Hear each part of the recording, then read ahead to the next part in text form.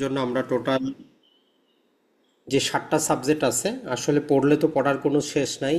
তবে আমরা লিখিতের জন্য কিছু প্রশ্ন আছে যেগুলো পড়তে হয়। এমসিকিউর জন্য তো সবই পড়া লাগে, কিন্তু লিখিতের জন্য সব আমাদের পড়তে হয় না। আমরা অলরেডি সব কিছু পড়েছি। তো আমাদের এই সাজেশনটা এটা না যে শুধু আপনি এটাই পড়বেন অন্যগুলা পড়বেন। এই সাজেশনগুলোর মূল কথাটা হচ্ছে যাতে এইগুলো আপনি ভুল না করেন। অন্যগুলো তো আপনি পড়বেন, প্রয়োজনে এমসিকিউর মতো করে উপাদানটা মনে রাখার চেষ্টা করেন। কিন্তু এইখানে যেগুলো বলা হচ্ছে এইগুলার মানে এই না যে আপনি অন্যগুলো পড়বেন না, অন্যগুলো তো আপনি পড়ছেন। মূল কথাটা হচ্ছে এইগুলার প্রতি আপনি একটু অ্যাটেনশনটা বেশি দিবেন, যাতে আপনার কোনো কনফিউশন না থাকে, ডাউট না থাকে। এই সেকশনগুলো থেকে প্রশ্ন আসার সম্ভাবনা 100-র মধ্যে 100 এগুলা থেকেই আসবে। এখন আপনার সেকশন নাম্বারটা, আইনের নামটা এবং তার মূল উপাদানটা এতটুকু যদি আপনি বুঝতে পারেন যথেষ্ট। তো প্রথমেই আমরা দেওয়ানি কার্যবিধি থেকে শুরু করি। তো দেখেন, দেওয়ানি কার্যবিধিতে পড়ার কিন্তু কোনো শেষ নেই, অসংখ্য সেকশন আছে, আবার আদেশও দেওয়া আছে। আবার অনেক ক্ষেত্রে প্রবলেমেটিক যখন প্রশ্ন দেয় আমাদেরকে, তখন ওই এমসিকিউ আকারে পড়াটা মনে রাখতে হয়। যখন আপনাকে প্রবলেমেটিক প্রশ্ন দিবে তখন একাধিক সেকশন থেকে অ্যান্সারটা হয়। তো যখন আপনি দেওয়ানি কার্যবিধিটা পড়তে যাবেন, এর ক্ষেত্রে গুরুত্বপূর্ণ যেটা হয় যে যদি আপনার দেওয়ানি আদালতের গঠনটা আসে, দেওয়ানি আদালতের গঠন কিন্তু সিপিসিতে নাই, কিন্তু ওইটা আমরা আপনাদেরকে পড়াইছি, সবাই ওইটা আমরা জানি যে 5জন বিচারক আছেন। দেওয়ানি আদালতের গঠন, তাদের বিচার প্রক্রিয়া, অথবা তারা মামলা কগনিজেন্সে নেওয়ার ক্ষমতা, যেমন আমরা ফৌজদারি মামলায় পড়েছি, বা একটা দেওয়ানি মামলা কোথায় বিচার হবে, এই রিলেটেড যে সেকশনগুলো আছে সবচেয়ে বেশি গুরুত্বপূর্ণ হচ্ছে যে 6 নাম্বারটার ক্ষেত্রে। তাই 6 নাম্বারটা অবশ্যই বুঝে পড়বেন যে এইটা আমাদের পেকুনারি জুরিসডিকশন নিয়ে আলোচনা করে, যে প্রতিটা দেওয়ানি মামলা যেই পেকুনারি জুরিসডিকশনের বাইরে গিয়ে কোনো আদালত সে আর বিচার করবে না, সহজ কথা এতটুকুই। আর 9 নাম্বারটা আমাদেরকে যে জিনিসটা বলে সেটা হচ্ছে যে সাবজেক্ট ম্যাটারগত একটা জুরিসডিকশন দেওয়ানি আদালতের, যে কোন মামলাগুলো দেওয়ানি আদালতে বিচার হবে। তো এই 9 নাম্বার একদম জেনারেল লাইন বলে দেয় যে প্রতিটা মামলার যেগুলো দেওয়ানি প্রকৃতির, দেওয়ানি আদালতে হবে যতক্ষণ পর্যন্ত তাকে প্রকাশ্যভাবে অথবা ইমপ্লাইডলি, এক্সপ্রেসলি অথবা ইমপ্লাইডলি, প্রকাশ্যভাবে অথবা পরোক্ষভাবে বা ইঙ্গিতবহভাবে বারণ করা না হচ্ছে। যেমন ধরেন যে ইনকাম ট্যাক্স, টাকা পয়সার জিনিস, এটা একটা দেওয়ানি মামলা, কিন্তু দেওয়ানি আদালতে চলে না, এটার জন্য পৃথক আদালত আছে। এর পাশাপাশি যদি আমরা বলি যে বিভিন্ন যে মোহরানার মামলাগুলো আছে, টাকা পয়সার মামলা, কিন্তু সেগুলো দেওয়ানি আদালতে চলে না, চলে যায় কোথায়, সেটা পারিবারিক আদালতে, যদিও দেওয়ানি প্রকৃতির। তো এই জন্য বলতেছে যে যদি প্রকাশ্যভাবে হোক বা ইঙ্গিতবহভাবে হোক, যতক্ষণ পর্যন্ত তাকে বারণ করা না হবে, সে সকল প্রকার মামলা যা কিছু আছে দেওয়ানি প্রকৃতির সেগুলো সে বিচার করবে। এটা হচ্ছে জেনারেল লাইন। আর ভিতর দিয়ে একটা ব্যাখ্যায় বলে যে এই মামলাগুলো যদি কোনো ধর্মীয় কৃষ্টি কালচার হয়, সামাজিক আচার অনুষ্ঠান রিলেটেডও যদি কোনো বিষয় হয়, সাধারণত ওই জিনিসগুলো দেওয়ানি জুরিসডিকশনের মধ্যে আসে না। কিন্তু যখনই ওই ধর্মীয় জিনিসটার মধ্যে বা সামাজিক একটা জিনিসের মধ্যে কি থাকবে, কোনো পদ পদবি, কোনো টাকা পয়সার জিনিস চলে আসবে, সিভিল রাইট চলে আসবে, তখন ওইটা দেওয়ানি মামলার অন্তর্ভুক্ত হবে। যেমন আপনার মসজিদের ইমাম সাহেব, আপনি কাকে নিয়োগ দিবেন না দিবেন এটা আপনার নিজস্ব ব্যাপার, ধর্মীয় ব্যাপার। আপনি সামাজিক অনুষ্ঠানের কারে সভাপতি করবেন না করবেন আপনাদের ব্যাপার। কিন্তু যখনই সেখানে কোনো অর্থ লেনদেন হবে, তাকে আপনার টাকা পয়সা দেওয়ার কথা, মাসে 10,000 আপনি দিচ্ছেন না, এখন সে কী করবে? তার সিভিল রাইট হয়েছে, সে তখন দেওয়ানি মামলা দায়ের করতে পারবে। মূলত কথা হচ্ছে ধর্মীয় এবং সামাজিক যে বিষয়বস্তু, এগুলো দেওয়ানি মামলার বিষয়বস্তু না। কিন্তু যখন ওই বিষয়বস্তুগুলোর মধ্যে কোনো প্রকার টাকা পয়সা, কোনো প্রকার পদের অধিকার সেখানে যুক্ত হয়, তখন সেটা সিভিল মামলার গ্রাউন্ডের মধ্যে চলে আসে। জাস্ট এই ধারণাটা ক্লিয়ার রাখবেন, তাহলে প্রবলেমেটিক যদি প্রশ্ন আসে আপনি যাতে অ্যান্সার করতে পারেন যে নর্মালি আমাদের ধর্মীয় জিনিসগুলো সিভিল মামলার বিষয় না, কিন্তু যখন ওই জিনিসের মধ্যে কোনো পদের অধিকার, কোনো প্রকার সেখানে টাকা পয়সার অধিকার যুক্ত হবে, সেটা সিভিল মামলার জিনিস হয়ে যাবে। আর 10 আর 11 আমরা পড়িয়ে দিয়েছি, এটা হচ্ছে একটা সিভিল মামলা, যাতে আদালতে বারবার না আসে। একবার বিচার করে দিয়েছেন, 2 দিন পরে আবার মামলা দায়ের করবেন, উনি মারা গেছে ওনার ছেলে মামলা করবে, যাতে এই রকম না হয় যে একটা বিষয়বস্তু যখন বিচার হয়ে গেছে, দ্বিতীয়বার ওইটা নিয়ে যখন কেউ মামলা দায়ের না করে, এই রিলেটেড আমাদের দুইটা সেকশন, একটা হচ্ছে 10, এটা হচ্ছে 11। 10-এ আমরা বলি যে এটা হয় যে যখন একটা মামলা ডিসাইড এখনো হয় নাই, আদালতে কি আছে, সাবজুডিস আছে, চলমান আছে। এখন একই বিষয়বস্তু একই পক্ষ নিয়ে যদি অন্য কোনো আদালতে কেউ মামলা দায়ের করে, মামলাটা গ্রহণ হবে। গ্রহণ হওয়ার পরে মামলাটা যখনই বিচারক জানতে পারবে যে এই বিষয়ে আরেক জায়গায় মামলা চলমান আছে, তখন বিচারক ওই মামলাটাকে সেখানে স্টে করে রাখবেন, স্থগিত করে রাখবেন। সেই মামলাটা খারিজ করবেন না। মনে রাখবেন এগুলো টেকনিক্যাল জিনিস, যে একটা আদালতে মামলা চলমান আছে, যদি কেউ দ্বিতীয় আদালতে মামলা দায়ের করে তার ফলাফল কী হবে। তো এরকম প্রবলেমেটিক প্রশ্ন দিলে আপনাকে বুঝতে হবে যে ওই মামলাটা খারিজ হবে না, ওইটা জাস্ট স্থগিত করে রাখবে। তাইলে 10-এর যে রেস সাবজুডিস, এটা হচ্ছে যে দ্বিতীয় মামলাটা স্থগিত থাকবে, সেটা খারিজ করবে না। হয়তো আপনার প্রবলেমেটিক প্রশ্ন দিতে পারে যে দ্বিতীয় মামলাটা বিচারক খারিজ করে দিল, যে অলরেডি মামলা চলমান আছে এটা খারিজ করলো, এখন বিচারক কি সঠিক কাজ করছে কিনা আপনি কি মনে করেন? তাহলে বিচারক সঠিক কাজ করে নাই, আদালত সঠিক কাজ করে নাই, আইনের ভাষ্য হচ্ছে সে স্থগিত করে রাখবে। 11 নম্বরে আমরা যেটা বলি সেটা হচ্ছে যে মামলাটা আরেক আদালতে চলছে, সেখানে ফাইনালি ডিসাইড হয়ে গেছে, যে কোনো এক পক্ষের অধিকার আদালত বর্ণনা করে দিছে ডিক্রির মাধ্যমে। তার মানে কি হয়েছে, সেখানে আমাদের একটা অধিকার ডিফাইন হয়ে গেছে। এখন এই রকম ক্ষেত্রে বলতেছে যে আমরা রেস জুডিকাটা, মানে এই বিষয় আর দ্বিতীয়বার কোনো আদালতে কোনো মামলা চলবে না। তো এরকম ক্ষেত্রে আমাদেরকে অনেক ব্যাখ্যা বিশ্লেষণ সেখানে দেওয়া আছে, কিছু কন্ডিশন আছে, ওগুলো আমরা মনে রাখবো। যে যেই আদালত বিচারটা করছে ওইটা যাতে উপযুক্ত আদালত হয়, পক্ষরা যাতে একই হয়, বিষয়বস্তু যাতে একই হয়, এইরকম হইতে হবে। অর্থাৎ রহিম আর করিমের মধ্যে যাতে মামলাটা হয়, তাদের বিষয়বস্তুটা এক থাকে। এই বিষয়বস্তুটা যদি এক থাকে তাহলে এরা দুইজনে বা এদের কোনো উত্তরাধিকারী এই বিষয়ে নিয়ে আর দ্বিতীয়বার মামলা দায়ের করতে পারবে না কোনো আদালতে। করলে আমরা কি করতে পারবো, ওই যে সাক্ষ্য আইনের 40 ধারা মোতাবেক আদালতের জাজমেন্টটাকে রেস জুডিকাটা হিসাবে ব্যবহার করতে পারবো। এটা প্রাসঙ্গিক হবে আমাদের জন্য। তো ওর ভিতরে 11-র ভিতরে কিছু উদাহরণ আছে, ওটা সবসময় মনে রাখবেন, যে যেই দাবি আপনি করতে পারতেন যদি না করেন, যেই ডিফেন্স আপনি নিতে পারতেন যদি না নেন। যেমন আপনি দখল উদ্ধার মামলা করছেন, আপনি কি করেন নাই, মিনস প্রফিট দাবি করেন নাই, ক্ষতিপূরণ দাবি করেন নাই, কম্পেনসেশন দাবি করেন নাই, পরবর্তীতে এটার জন্য পৃথক কোনো মামলা দায়ের করতে পারবেন না, কারণ আদালত ধরে নিবে আপনার ওটার দরকার নাই। অথবা আপনি একটা মিনস প্রফিট চাইছিলেন, আদালত তার জাজমেন্টে নীরব ছিল, এর মানে হচ্ছে আদালত আপনাকে ওই প্রতিকারটা দিবে না। আরেকটা কথা হচ্ছে যে যদি আমরা কোনো রিপ্রেজেন্টেটিভ টাইপের স্যুট করি, যেমন দেওয়ানি কার্যবিধির মধ্যে আমরা জানি আদেশ 1 যে বিধি 8-এর মাধ্যমে আমরা পড়ি রিপ্রেজেন্টেটিভ টাইপের স্যুট, এই রেস জুডিকাটাটা রিপ্রেজেন্টেটিভ টাইপের স্যুটের উপরও প্রযোজ্য হবে। মানে আপনি 10 জন ব্যক্তির পক্ষ হয়ে আপনি মামলা করেছেন, 10 জন ব্যক্তির পক্ষ হয়ে আপনি মামলা করেছেন, এখন হয়তো আপনি মামলায় হেরে গেছেন, এখন ওই বাকি 9 জনের কোনো পক্ষ আর মামলা দায়ের করতে পারবে না ওই একই বিষয় নিয়ে। তাহলে রেস জুডিকাটা কিসের উপর প্রযোজ্য, যে রিপ্রেজেন্টেটিভ টাইপের স্যুটের উপরও প্রযোজ্য হবে। এই জিনিসটা আমরা মাথায় রাখবো, তাহলে আমাদের জন্য ইজি হবে। আরেকটা জিনিস মনে রাখবেন যে অনেক ক্ষেত্রে যদি আপনার আসে যে একতরফা ডিক্রির ক্ষেত্রে প্রযোজ্য হবে কিনা, কথাটা হচ্ছে যে একতরফা ডিক্রির ক্ষেত্রেও রেস জুডিকাটা প্রযোজ্য হবে, কারণটা হচ্ছে আদালত তার অ্যাডজুডিকেশন জুডিশিয়াল মাইন্ড প্রয়োগ করে একতরফা রায়টা দিয়েছে।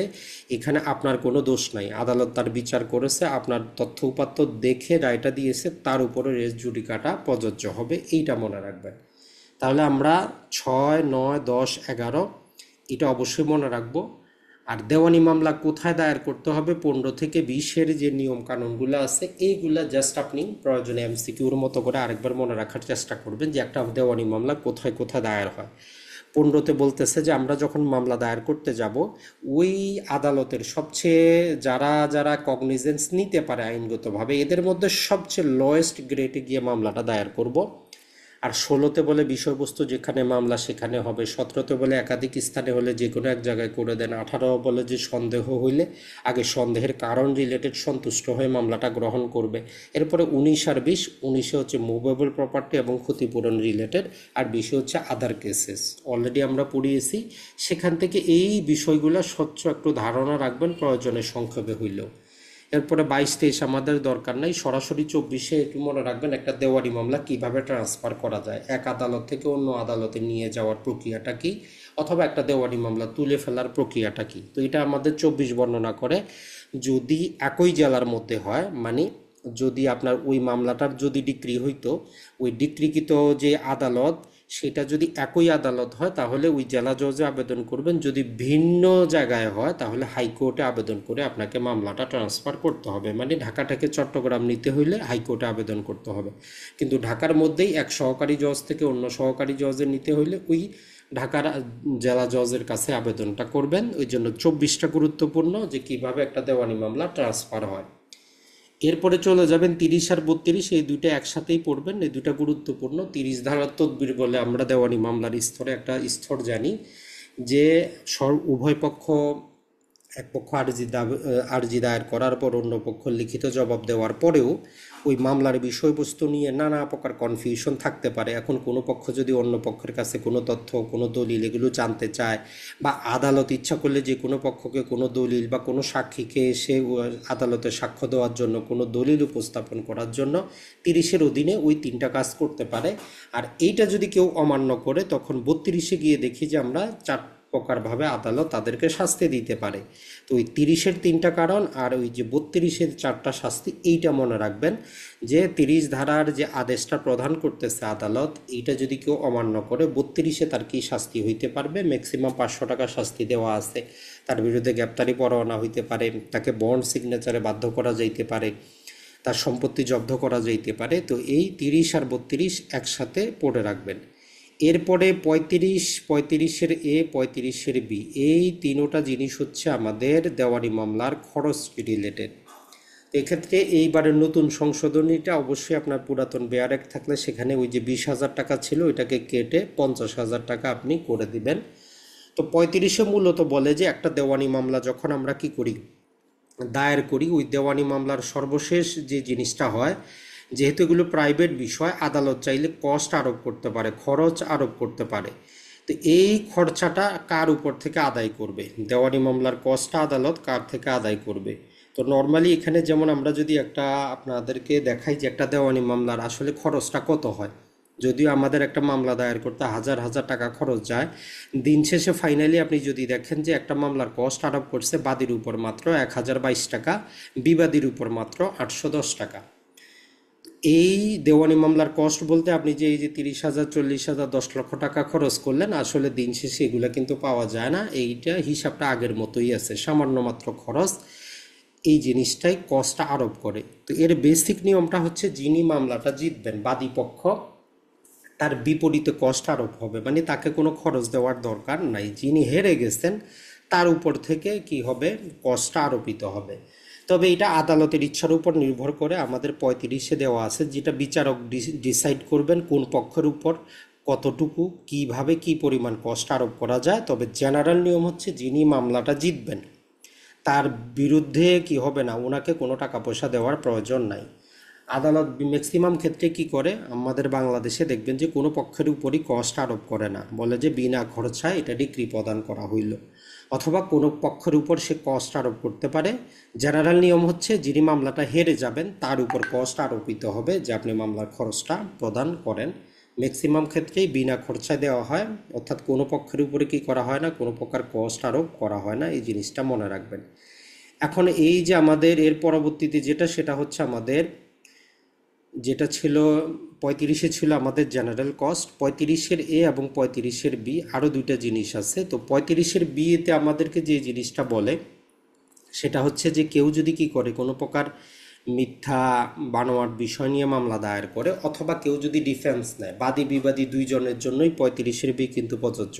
আপনি ভুয়া মামলা করছেন অথবা উনি ভুয়া ডিফেন্স নিছে, এই উভয় প্রকার ক্ষেত্রে যদি আদালত যদি কি মনে করে যে এইরকম হয়েছে, সেক্ষেত্রে ম্যাক্সিমাম পূর্বে ছিল 20,000 টাকা, আর এখন হয়েছে যে এই 20,000-এর পরিবর্তে 50,000 টাকা। তখন আপনি যখন অ্যান্সার যদি আসে 50,000 লিখবেন, অথবা আপনি যদি আরও একটু ডিটেইলে লিখতে চান, ওই যে 2025 সালের সংশোধনীর মাধ্যমে 20 থেকে 50,000 করা হয়েছে ওইটাও লিখে দিতে পারেন যদি আপনার কাছে সময় থাকে, সমস্যা নেই। এরপরে যে আমাদের এটা 35-এর আমাদের এ ছিল, 35-এর বি এর মধ্যে আমাদের যে খরচটা, দুইটা কষ্ট আছে। একটা হচ্ছে যে আপনি লিখিত জবাব সাবমিট করার পরে যদি আপনি কি করেন, অযথা সময় নেন মামলা ডিলে করার জন্য, নানা প্রকার দেওয়ানি মামলা আমরা জানি যে আইনজীবীরা কী করে, নানা প্রকারভাবে সময় নিতে থাকে অথবা পক্ষ আসে না, নানা প্রকার কারণে মামলা ডিলে হয়। তো এই জন্য 35-এর বিয়ের মধ্যে দুই প্রকারের খরচের কথা বলা আছে। এক জায়গা হচ্ছে 2,000 টাকা, এক জায়গা হচ্ছে 3,000 টাকা। 2,000 টাকাতে হচ্ছে যে যখন দেখবে যে আদালত জবাব দাখিলের পরে অন্যান্য বিষয়ে আপনি একটা জিনিস নির্দিষ্ট সময় অ্যাপ্লিকেশনটা দিতে পারতেন, আপনি দেন না, আপনি দিচ্ছেন না, তখন আপনি যদি ওই অ্যাপ্লিকেশনটা ফরওয়ার্ড করেন, আদালত বলবে যে আপনি কি করেন, যে ম্যাক্সিমাম 2,000 টাকা পর্যন্ত কস্ট আরোপ আপনি পরিশোধ করেন, যেটা অপরপক্ষ পাবে, তারপরে আপনার ওই দরখাস্তটা আমরা শুনবো।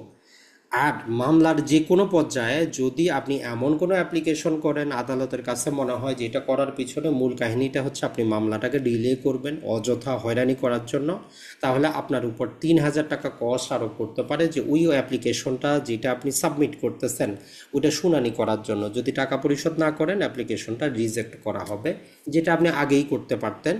আদালত মনে হচ্ছে যে এই অ্যাপ্লিকেশনটা করা হচ্ছে আপনার মামলাকে ডিলে করার জন্য, তাহলে 3,000 টাকা কস্ট আরোপ করতে পারে, যেটা অপরপক্ষ পাবে। তাহলে 35-এর এ, 35-এর বি, এই ছোট্ট হিসাবটা একটু মনে রাখবেন। যদি আপনার কস্ট রিলেটেড কোনো কিছু আসে, এখান থেকে আসার সম্ভাবনা, আর না হলে আসবেই না, এটা হচ্ছে মূল জিনিস। এরপরে এক্সিকিউশন রিলেটেড যেটা আছে টোটালটাই আপনি বাদ দেন, এটা আপাতত আমাদের এই পরীক্ষার জন্য দরকার নাই, লিখিত পরীক্ষার জন্য। এরপরে 75টা আমরা 26-এর সাথে অলরেডি আপনাদেরকে পড়িয়েছিলাম, ওই জন্য 75 নাম্বারটা কমিশন রিলেটেড জিনিসটা গুরুত্ব সহকারে পড়বেন, যে 4টা কারণে দেওয়ানি আদালত কি করতে পারে, কমিশন ইস্যু করতে পারে। ওভারঅল যদি আপনার একদম স্পেসিফিক বিধি নাম্বারগুলোও মনে না থাকে, সামারিটা যাতে আপনার মনে থাকে, যে এদের সময়সীমা ম্যাক্সিমাম 3 মাসই হয়, চাইলে অতিরিক্ত আরও পরবর্তীতে বাড়িয়ে দিতে পারে আদালত। তো ওই 26 নম্বর অর্ডারটা একটু দেখার চেষ্টা করবেন, যেটা আমাদের হ্যান্ড নোটও ছিল। তাহলে 75-এর সাথে যে কি কি 4টা কারণে আদালত কি করতেছে, কমিশন ইস্যু করতেছে, ওইগুলো একটু মনে করে পড়ার চেষ্টা করবেন। আর 88টা টিকা আকারে মনে রাখতে পারেন। কেন জানি মনে হচ্ছে যে এটা আপনার টিকা আকারে দিতে পারে, যে ইন্টারপ্লিডেড স্যুট বলতে আপনি কি বুঝেন। তো ওইটা আমরা বলেছি যে যেখানে যিনি মামলাটা দায়ের করতেছেন ওনার ব্যক্তিগত কোনো স্বার্থ নাই, উনি জাস্ট মামলার কস্টটা দাবি করবেন, আর ওই বিবাদমান দুই পক্ষের মধ্যে উনি কোন পক্ষকে ওনার যে টাকা পয়সা হোক, কোনো ঋণের টাকা হোক, কোনো সম্পত্তি হোক, উনি যেটা হ্যান্ড ওভার করতে ইচ্ছুক তার কোনো দাবি নাই। তো ওই রকম ক্ষেত্রে আমাদের এই ইন্টারপ্লিডেড স্যুট বা স্বার্থবিহীন যে মোকদ্দমা 88-তে আসে, এইটা একটু মনে রাখার চেষ্টা করবেন।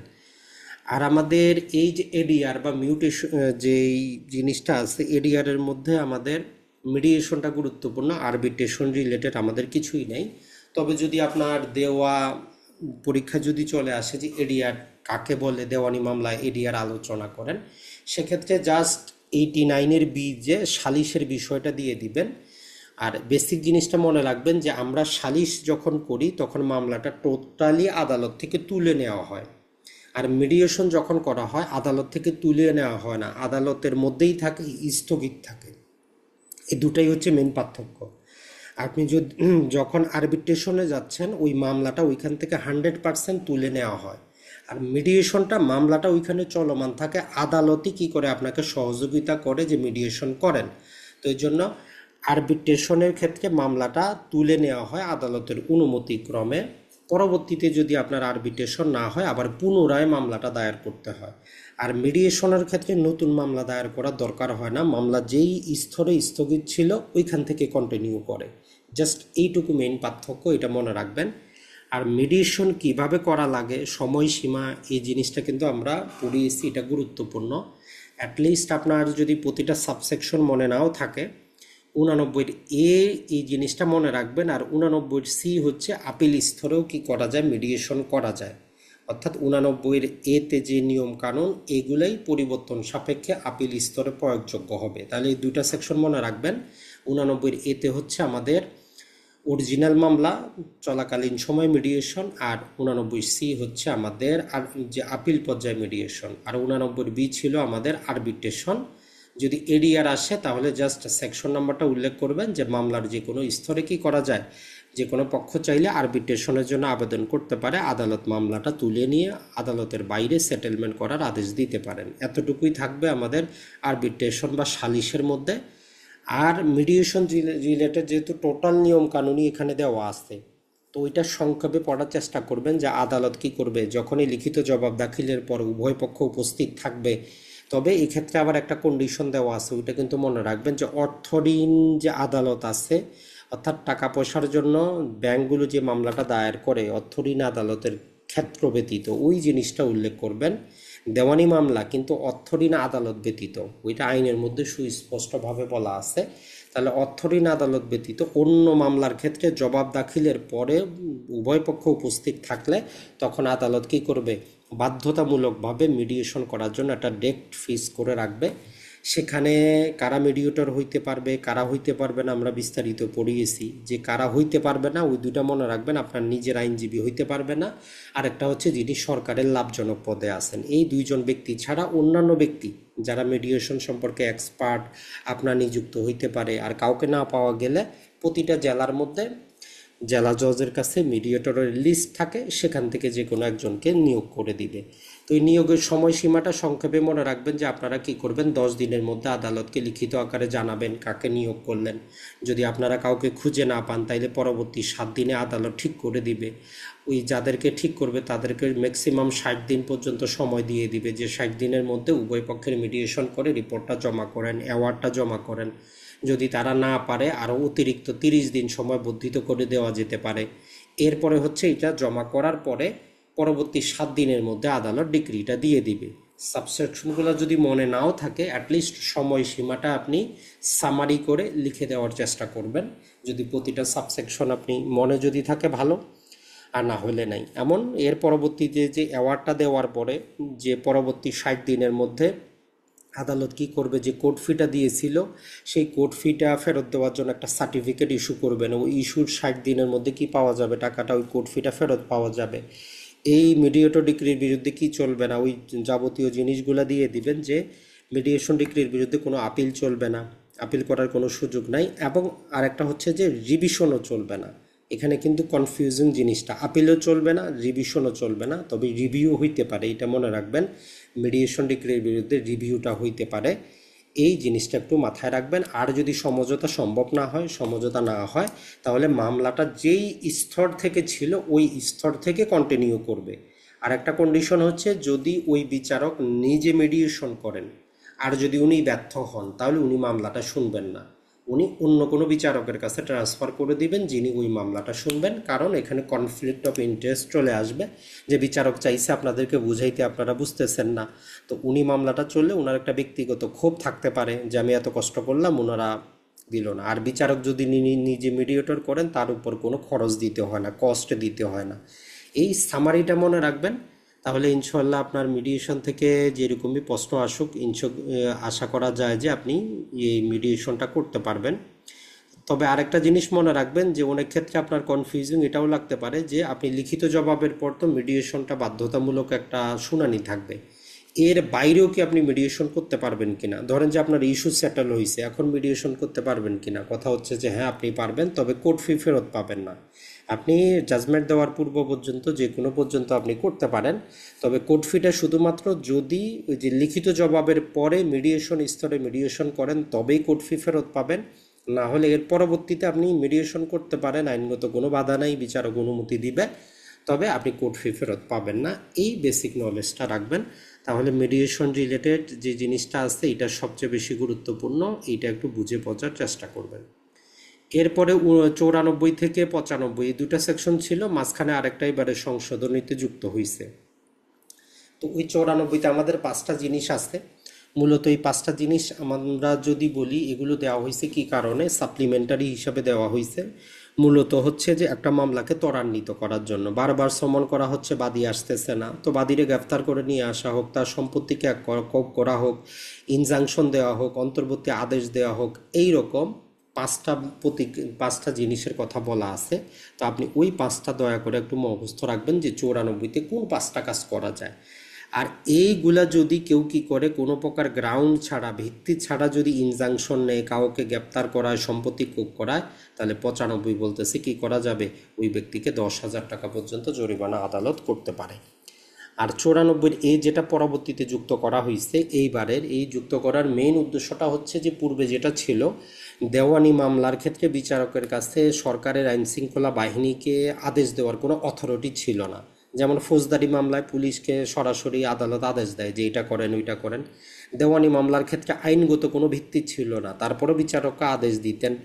কিন্তু এইবার ওই ধারাটা যুক্ত করে স্পষ্ট করে দিয়েছে যে আদালত কি করতে পারে, দেওয়ানি আদালতও সরকারের যে কোনো অথরিটিকে যে কোনো একটা কাজ, তার ওই যে মামলা রিলেটেড, ডিক্রি জারি রিলেটেড যেটাই হোক, তারা সরকারি অথরিটিকে আদেশ দিতে পারে আপনি এই কাজটাতে সহায়তা করেন, অথবা এই বিষয়ে এতদিনের মধ্যে রিপোর্ট সাবমিট করেন, আমাকে আপ টু ডেট জানান। মূলত 94 এর কাজই হচ্ছে এটা, যে কাজটা বর্তমানে আদালতটা করতেছিল, অতীতে করতেছিল কোনো অথরিটি ছাড়া, ওই অথরিটিটা নিয়ে আসা হয়েছে এটার মধ্যে। এখন ফৌজদারি মামলার মতো দেওয়ানি মামলায়ও আদালত কী করতে পারবে, সরাসরি পুলিশকে নির্দেশ দিতে পারবে অথবা যে কোনো অথরিটিকে নির্দেশ দিতে পারবে। তাহলে এই কনসেপ্টটা একটু আমাদের জন্য গুরুত্বপূর্ণ। আর আপিল রিলেটেড যেটা আছে, লিখিত পরীক্ষার জন্য কোনো কাজের না, তারপরেও যদি কোনো প্রবলেমেটিক প্রশ্ন আসে, সেখানে 96 থেকে মোটামুটি 112 পর্যন্ত আপিলের কনসেপ্টটা আছে, আমরা পড়িয়েছি, ওইখানে অতিরিক্ত কিছু দেখার কাজ নাই। তবে আপনারা যেটা হচ্ছে যে রিভিউটা অবশ্যই একটু দেখার চেষ্টা করবেন। রিভিউটা আমরা পড়িয়েছি যে রিভিউ জিনিসটা কি, কোন ক্ষেত্রে, 3টা ক্ষেত্রে আমরা রিভিউ করতে পারতেছি। পাশাপাশি এই রিভিউ রিলেটেড 47 অর্ডারে আমরা ওই যে রিভিউ দরখাস্ত মঞ্জুর হইলে কি হবে আর রিজেক্ট হইলে কি হবে, এটা ছাড়া আরও ওই 3টা কারণের বাইরে গিয়েও আমরা রিভিউ করতে পারি। নর্মালি নিয়ম হচ্ছে যেখানে আপিল করা যায় আপনি আপিল করেন নাই, রিভিউ দায়ের করবেন। এটা হচ্ছে একটা জিনিস। যেখানে আপিল দায়ের করা যায় না সেখানে রিভিউ দায়ের করবেন। আরেকটা ছিল আমাদের স্মল কজেস কোর্ট আদালতের যে রেফারেন্সগুলো, এগুলোর বিরুদ্ধে রিভিউ।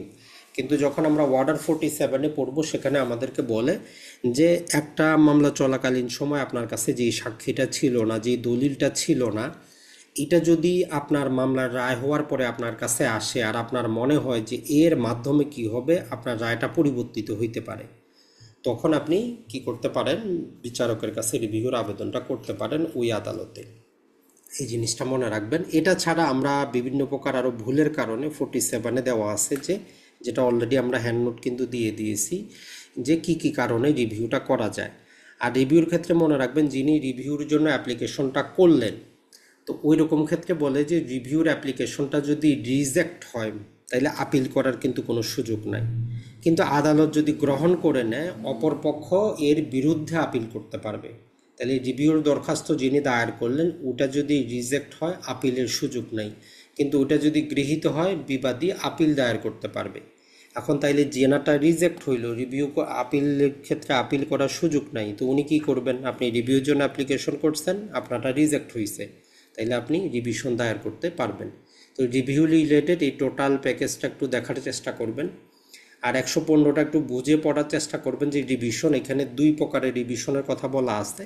একটা হচ্ছে হাইকোর্ট রিভিশন, আর একটা হচ্ছে দায়রা জজ রিভিশন, আমাদের জেলা জজের রিভিশন। জেলা জজের রিভিশন বলতে শুধুমাত্র আমরা জেলা জজের কাছে রিভিশনটা দায়ের করতে, অ্যাপ্লিকেশনটা দিতে পারবো। অতিরিক্ত জেলা জজ সরাসরি রিভিশন করতে পারে না। জেলা জজ যদি কোনো রিভিশন রিলেটেড মামলা তার কাছে নিষ্পত্তির জন্য পাঠায়, উনি সেটা করতে পারেন। এখন তাইলে আমরা কোন মামলায় সরাসরি আমাদেরকে হাইকোর্টে যাইতে হবে রিভিশন করার জন্য, এইটা একটু মনে রাখবেন। যেই মামলার ডিক্রি আপিলযোগ্য না, যেই মামলার ডিক্রি আপিলযোগ্য না, ওই ডিক্রির বিরুদ্ধে রিভিশন হাইকোর্টে করতে হয়। যেমন সুনির্দিষ্ট প্রতিকার আইনের 9 ধারা, ওইটা আপিলযোগ্য না, ওই ডিক্রির বিরুদ্ধে আমাদেরকে হাইকোর্টে যাইতে হবে। তাইলে আমরা ওই জেলা জজের কাছে কখন যাব, যেগুলো অর্ডারের আদেশের বিরুদ্ধে যদি আমরা রিভিশন করতে যাই, আমরা জেলা জজের কাছে যাব, আর ডিক্রি হইলে আমাদেরকে হাইকোর্টে যাইতে হবে। এই জিনিসটা একটু মনে রাখবেন। এটাই হচ্ছে মূল বিষয় আমাদের 115 রিভিশন। আর যেটা 144-এ আমরা রেস্টিটিউশনটাও পড়িয়েছি, যে প্রত্যার্পণ জিনিসটা কি। যে জিনিসটা আপনার ছিল আদালতের আদেশের কারণে অন্য পক্ষের কাছে গেছে, আপনি হায়ার ফোরামে গিয়ে আপিল করছেন অথবা রিভিশন করছেন, তার কারণে আপনার পক্ষে রায় আসছে।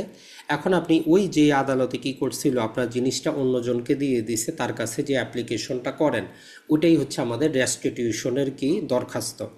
এই রেস্টিটিউশনের যেই দরখাস্তটা আছে, এটা কিন্তু আমাদের কি একটা ডিম ডিক্রি। এই জিনিসটা হচ্ছে যে আদালতের কাছে আপনি অ্যাপ্লিকেশন দেন আপনার জিনিসটা যাতে আপনাকে ফেরত দেওয়া হয়, যেটা অলরেডি আমরা আপনাদেরকে হ্যান্ড নোট দিয়েছি 144, সেটা একটু দেখে নেবেন। আর 151 দেওয়ানি মামলার ক্ষেত্রে ইনহেরেন্ট যে ক্ষমতা, অন্তর্নিহিত ক্ষমতা জিনিসটা আমরা বুঝিয়েছি যে দেওয়ানি মামলায় প্রতিটা বিচারক এই অন্তর্নিহিত ক্ষমতা প্রয়োগ করতে পারে, কিন্তু ফৌজদারি মামলায় শুধু হাইকোর্ট পারে।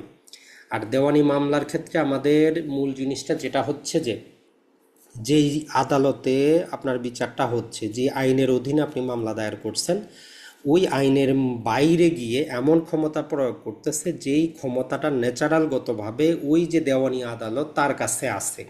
অর্থাৎ আদালতের যেই প্রসেস আছে এগুলোকে কেউ মিসইউজ করতেছে, অপব্যবহার করতেছে, আদালতের আদেশটা কার্যকর করা যাচ্ছে না কারণ আইন নাই। তো এইগুলোকে কাউন্টার করার জন্য 151 অধীনে দেওয়ানি আদালত তখন কি করতে পারে, যে তাকে যে সৃষ্টি করা হয়েছে ন্যাচারালগত তার কাছে যে একটা ক্ষমতা আছে ওইটা প্রয়োগ করতে পারে। প্রয়োগ করে কি করতে পারে, তার পদ্ধতিগত যদি কোনো কেউ অ্যাবিউজ করে সেটাকে ঠিক করতে পারে। তার কোনো আদেশ যদি কেউ না মানে, যেখানে আইনের কোনো বিধান নেই, সেটাকে সে কার্যকর করাইতে পারে। তো এই জন্য এই 151টা গুরুত্বপূর্ণ, এটা একটু দেখার চেষ্টা করবেন। আদেশের ক্ষেত্রে আমরা সরাসরি চলে যাই। আদেশের ক্ষেত্রে সরাসরি 6 নম্বরে চলে যাবেন। 6 নম্বরে গিয়ে যে একটা হচ্ছে যে আমাদেরকে স্ট্রাইক আউট করা, অর্থাৎ হচ্ছে যে আমাদের অর্ডার 6 রুল হচ্ছে 16। এটা অবশ্যই আপনি পড়বেন, আমরা পৃথক করে পড়িয়েছি যে কখন আপনি কি করতে পারেন, প্লিডিং কর্তন করতে পারেন।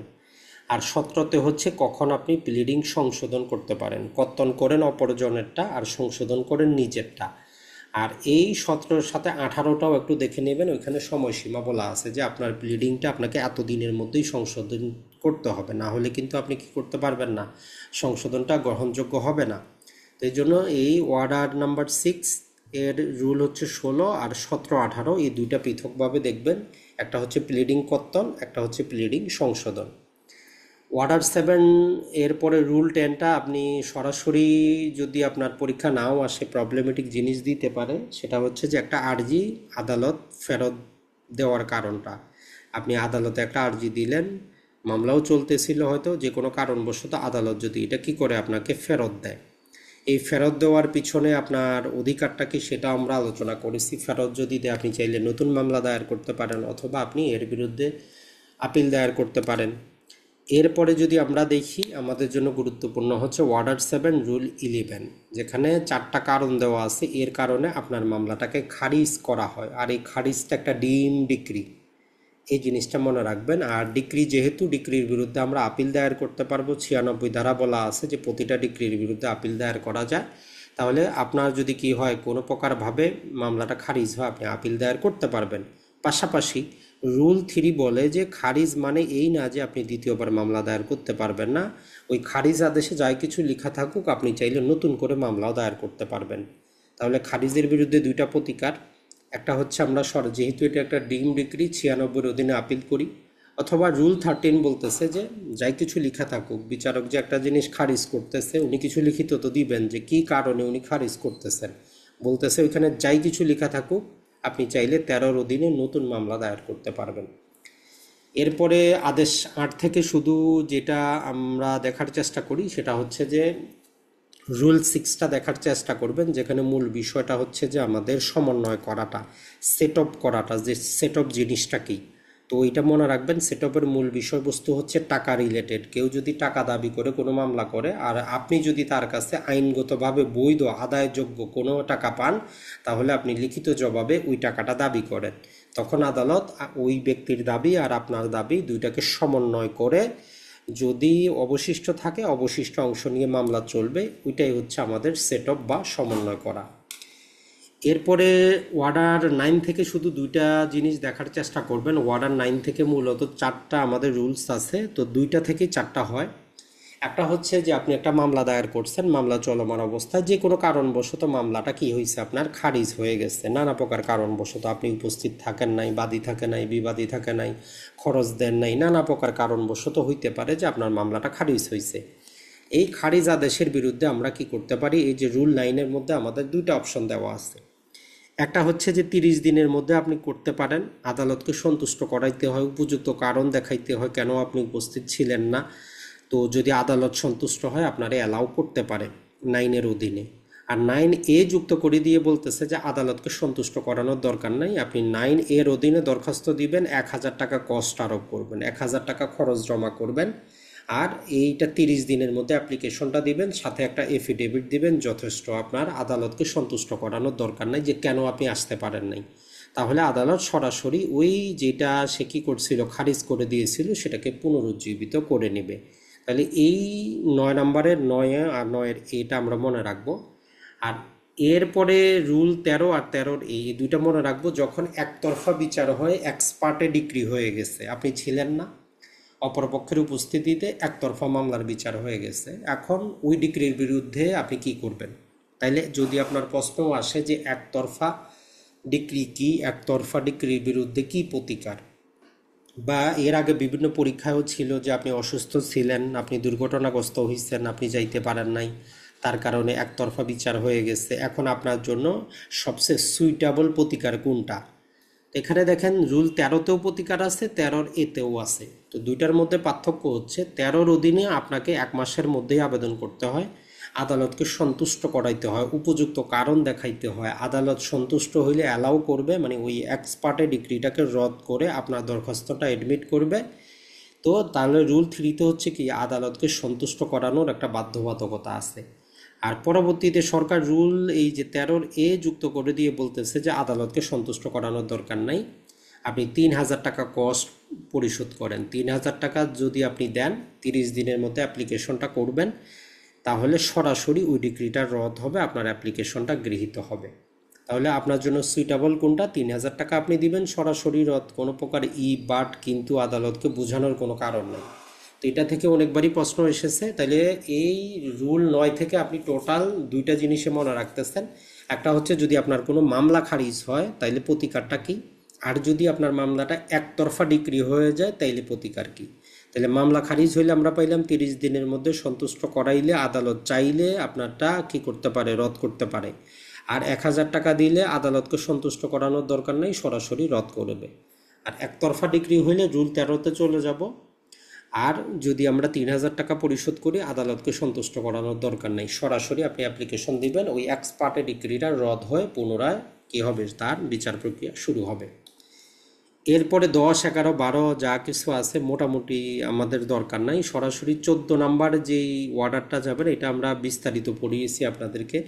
ওই 14-তে ইস্যু গঠন প্রক্রিয়াটা একটু ভালো করে বোঝার চেষ্টা করবেন, যে দেওয়ানি মামলায় কীভাবে ইস্যু গঠিত হয়, ইস্যুগুলা কত প্রকার হইতে পারে, issue of fact, issue of law হইতে পারে। এরপরে আমরা দেখিয়েছি যে ইস্যুগুলা কতক্ষণ পর্যন্ত কর্তন করা যায়, সংশোধন করা যায়। ওইখানে আমরা দেখিয়েছি যে যদি কোনো জায়গায় দেখা যায় যে ইস্যু অফ ল এবং ইস্যু অফ ফ্যাক্টের মধ্যে এমন একটা ইস্যু আছে যেটা হচ্ছে যে ইস্যু অফ ল ডিসাইড করলে মামলায় ডিসাইড হয়ে যাবে, তাহলে সেক্ষেত্রে বাকি ইস্যু বাদ দিয়ে প্রথমে ইস্যু অফ ল এর উপরে একটা কি হইতে পারে, শুনানি হইতে পারে। যেমন মামলাটা তামাদিতে বারিত কিনা, এটা যদি ডিসাইড হয়ে যায়, মামলার সাক্ষ্য প্রমাণ নিয়ে কোনো লাভ নাই, কারণ যে মামলাটা তামাদিতে বারিত ওইটার বিষয়ে সাক্ষ্য গ্রহণ করে আদালতের সময় নষ্ট করে লাভ নাই। তো ওই রকম ক্ষেত্রে আদালত কী করতে পারে, সর্বপ্রথম ওই আইনগত বিষয়টার উপরই শুনানি করতে পারে। তারা দেখাইতে পারে যে এটা যে মামলাটা তামাদিতে বারিত বা বারিত না, বারিত হইলে টোটাল মামলাই সেখান থেকে শেষ, আর বারিত না হইলে কন্টিনিউ করবে। তো রুল 14টা মোটামুটি সম্ভবত 5টার মতো জিনিস দেওয়া আছে, আমরা সামারি করে 4টা আপনাদেরকে পড়িয়েছিলাম, ওই 4টা একটু দেখার চেষ্টা করবেন ইস্যু গঠন রিলেটেড। এরপরে এর পরবর্তী যেগুলো দেওয়া আছে আমাদের 17, 18, 19, 20, 21, তো মূলত এখান থেকে আসার মতো কোনো প্রশ্ন নাই, তারপরেও হয়তো প্রবলেমেটিক কিছু আসতে পারে। তো এগুলো আর নতুন করে না পড়ে যেগুলো এমসিকিউর জন্য যে কয়েকটা আমরা পড়িয়েছিলাম ওইটা জাস্ট একটু দেখতে পারেন, না হলে টোটালটা বাদ দেন। আর 26টা অলরেডি আমরা বলে দিয়েছি যে 75 ধারার সাথে কমিশন রিলেটেড জিনিসটা একটু পড়ার চেষ্টা করবেন। এরপরে সরাসরি চলে যান আপনি 39 নম্বর আদেশে, নিষেধাজ্ঞা সবচেয়ে বেশি গুরুত্বপূর্ণ, যে 1 থেকে নিয়ে 5-এর পর্যন্ত, এটা অবশ্যই পড়বেন। এখান থেকে আপনার আরজি মুস্তাবিদা আসতে পারে, অথবা নিষেধাজ্ঞা কি, অস্থায়ী নিষেধাজ্ঞা কখন পাবো, অন্তর্বর্তী নিষেধাজ্ঞা এবং অস্থায়ী নিষেধাজ্ঞার মধ্যে পার্থক্যটা কি, সরকারের বিরুদ্ধে অন্তর্বর্তী নিষেধাজ্ঞা দেওয়া যাবে কি না, এই জিনিসটা টোটাল পৃথক আমরা পিডিএফ দিয়েছি, সেখান থেকে দেখবেন। মূল কথাটা হচ্ছে যে যখনই আমরা কোনো মামলা দায়ের করি, আর ওই মামলার মধ্যে আদালত যদি দেখে যে নালিশি যে সম্পত্তিটা আছে এটা ড্যামেজ হবে, এটা ক্ষতিগ্রস্ত হবে, এটা অ্যালিনিয়েশন হবে, মানে কোনো পক্ষ সেটাকে অন্য কোনো জায়গায় অবসায়ন করতে পারে, অথবা কি করতে পারে, যদি বিবাদী কোনো প্রকার হুমকি দেয়, থ্রেট দেয় যে সম্পত্তিটা সে ধ্বংস করে দিবে অথবা সেটা সে অবসায়ন করবে পাওনাদারকে ঠকানোর জন্য, তাহলে এটা একটা গ্রাউন্ড হইতে পারে নিষেধাজ্ঞার। অথবা কোনো চুক্তি ভঙ্গের ক্ষেত্রে চুক্তি ভঙ্গ রোধ করার জন্য আমরা নিষেধাজ্ঞার আবেদন করতে পারি। কেউ যদি ভঙ্গ করে তাহলে ম্যাক্সিমাম তাকে 6 মাস পর্যন্ত জেলে রাখা যায়, তার সম্পত্তি কোক করা যায়, কোককৃত সম্পত্তি 1 বছর পর্যন্ত কোক থাকবে।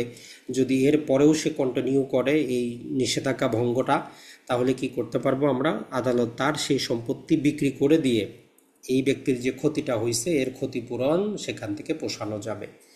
আর এক পক্ষ যদি নিষেধাজ্ঞা পেয়ে যায়, অন্য পক্ষের কি অধিকার, তো সেক্ষেত্রে আমরা দেখিয়েছি যে রুল 4-এ দেওয়া আছে, রুল 4-এর অধীনে আপনি ওই নিষেধাজ্ঞাটা বাতিলের আবেদন কিন্তু করতে পারবেন।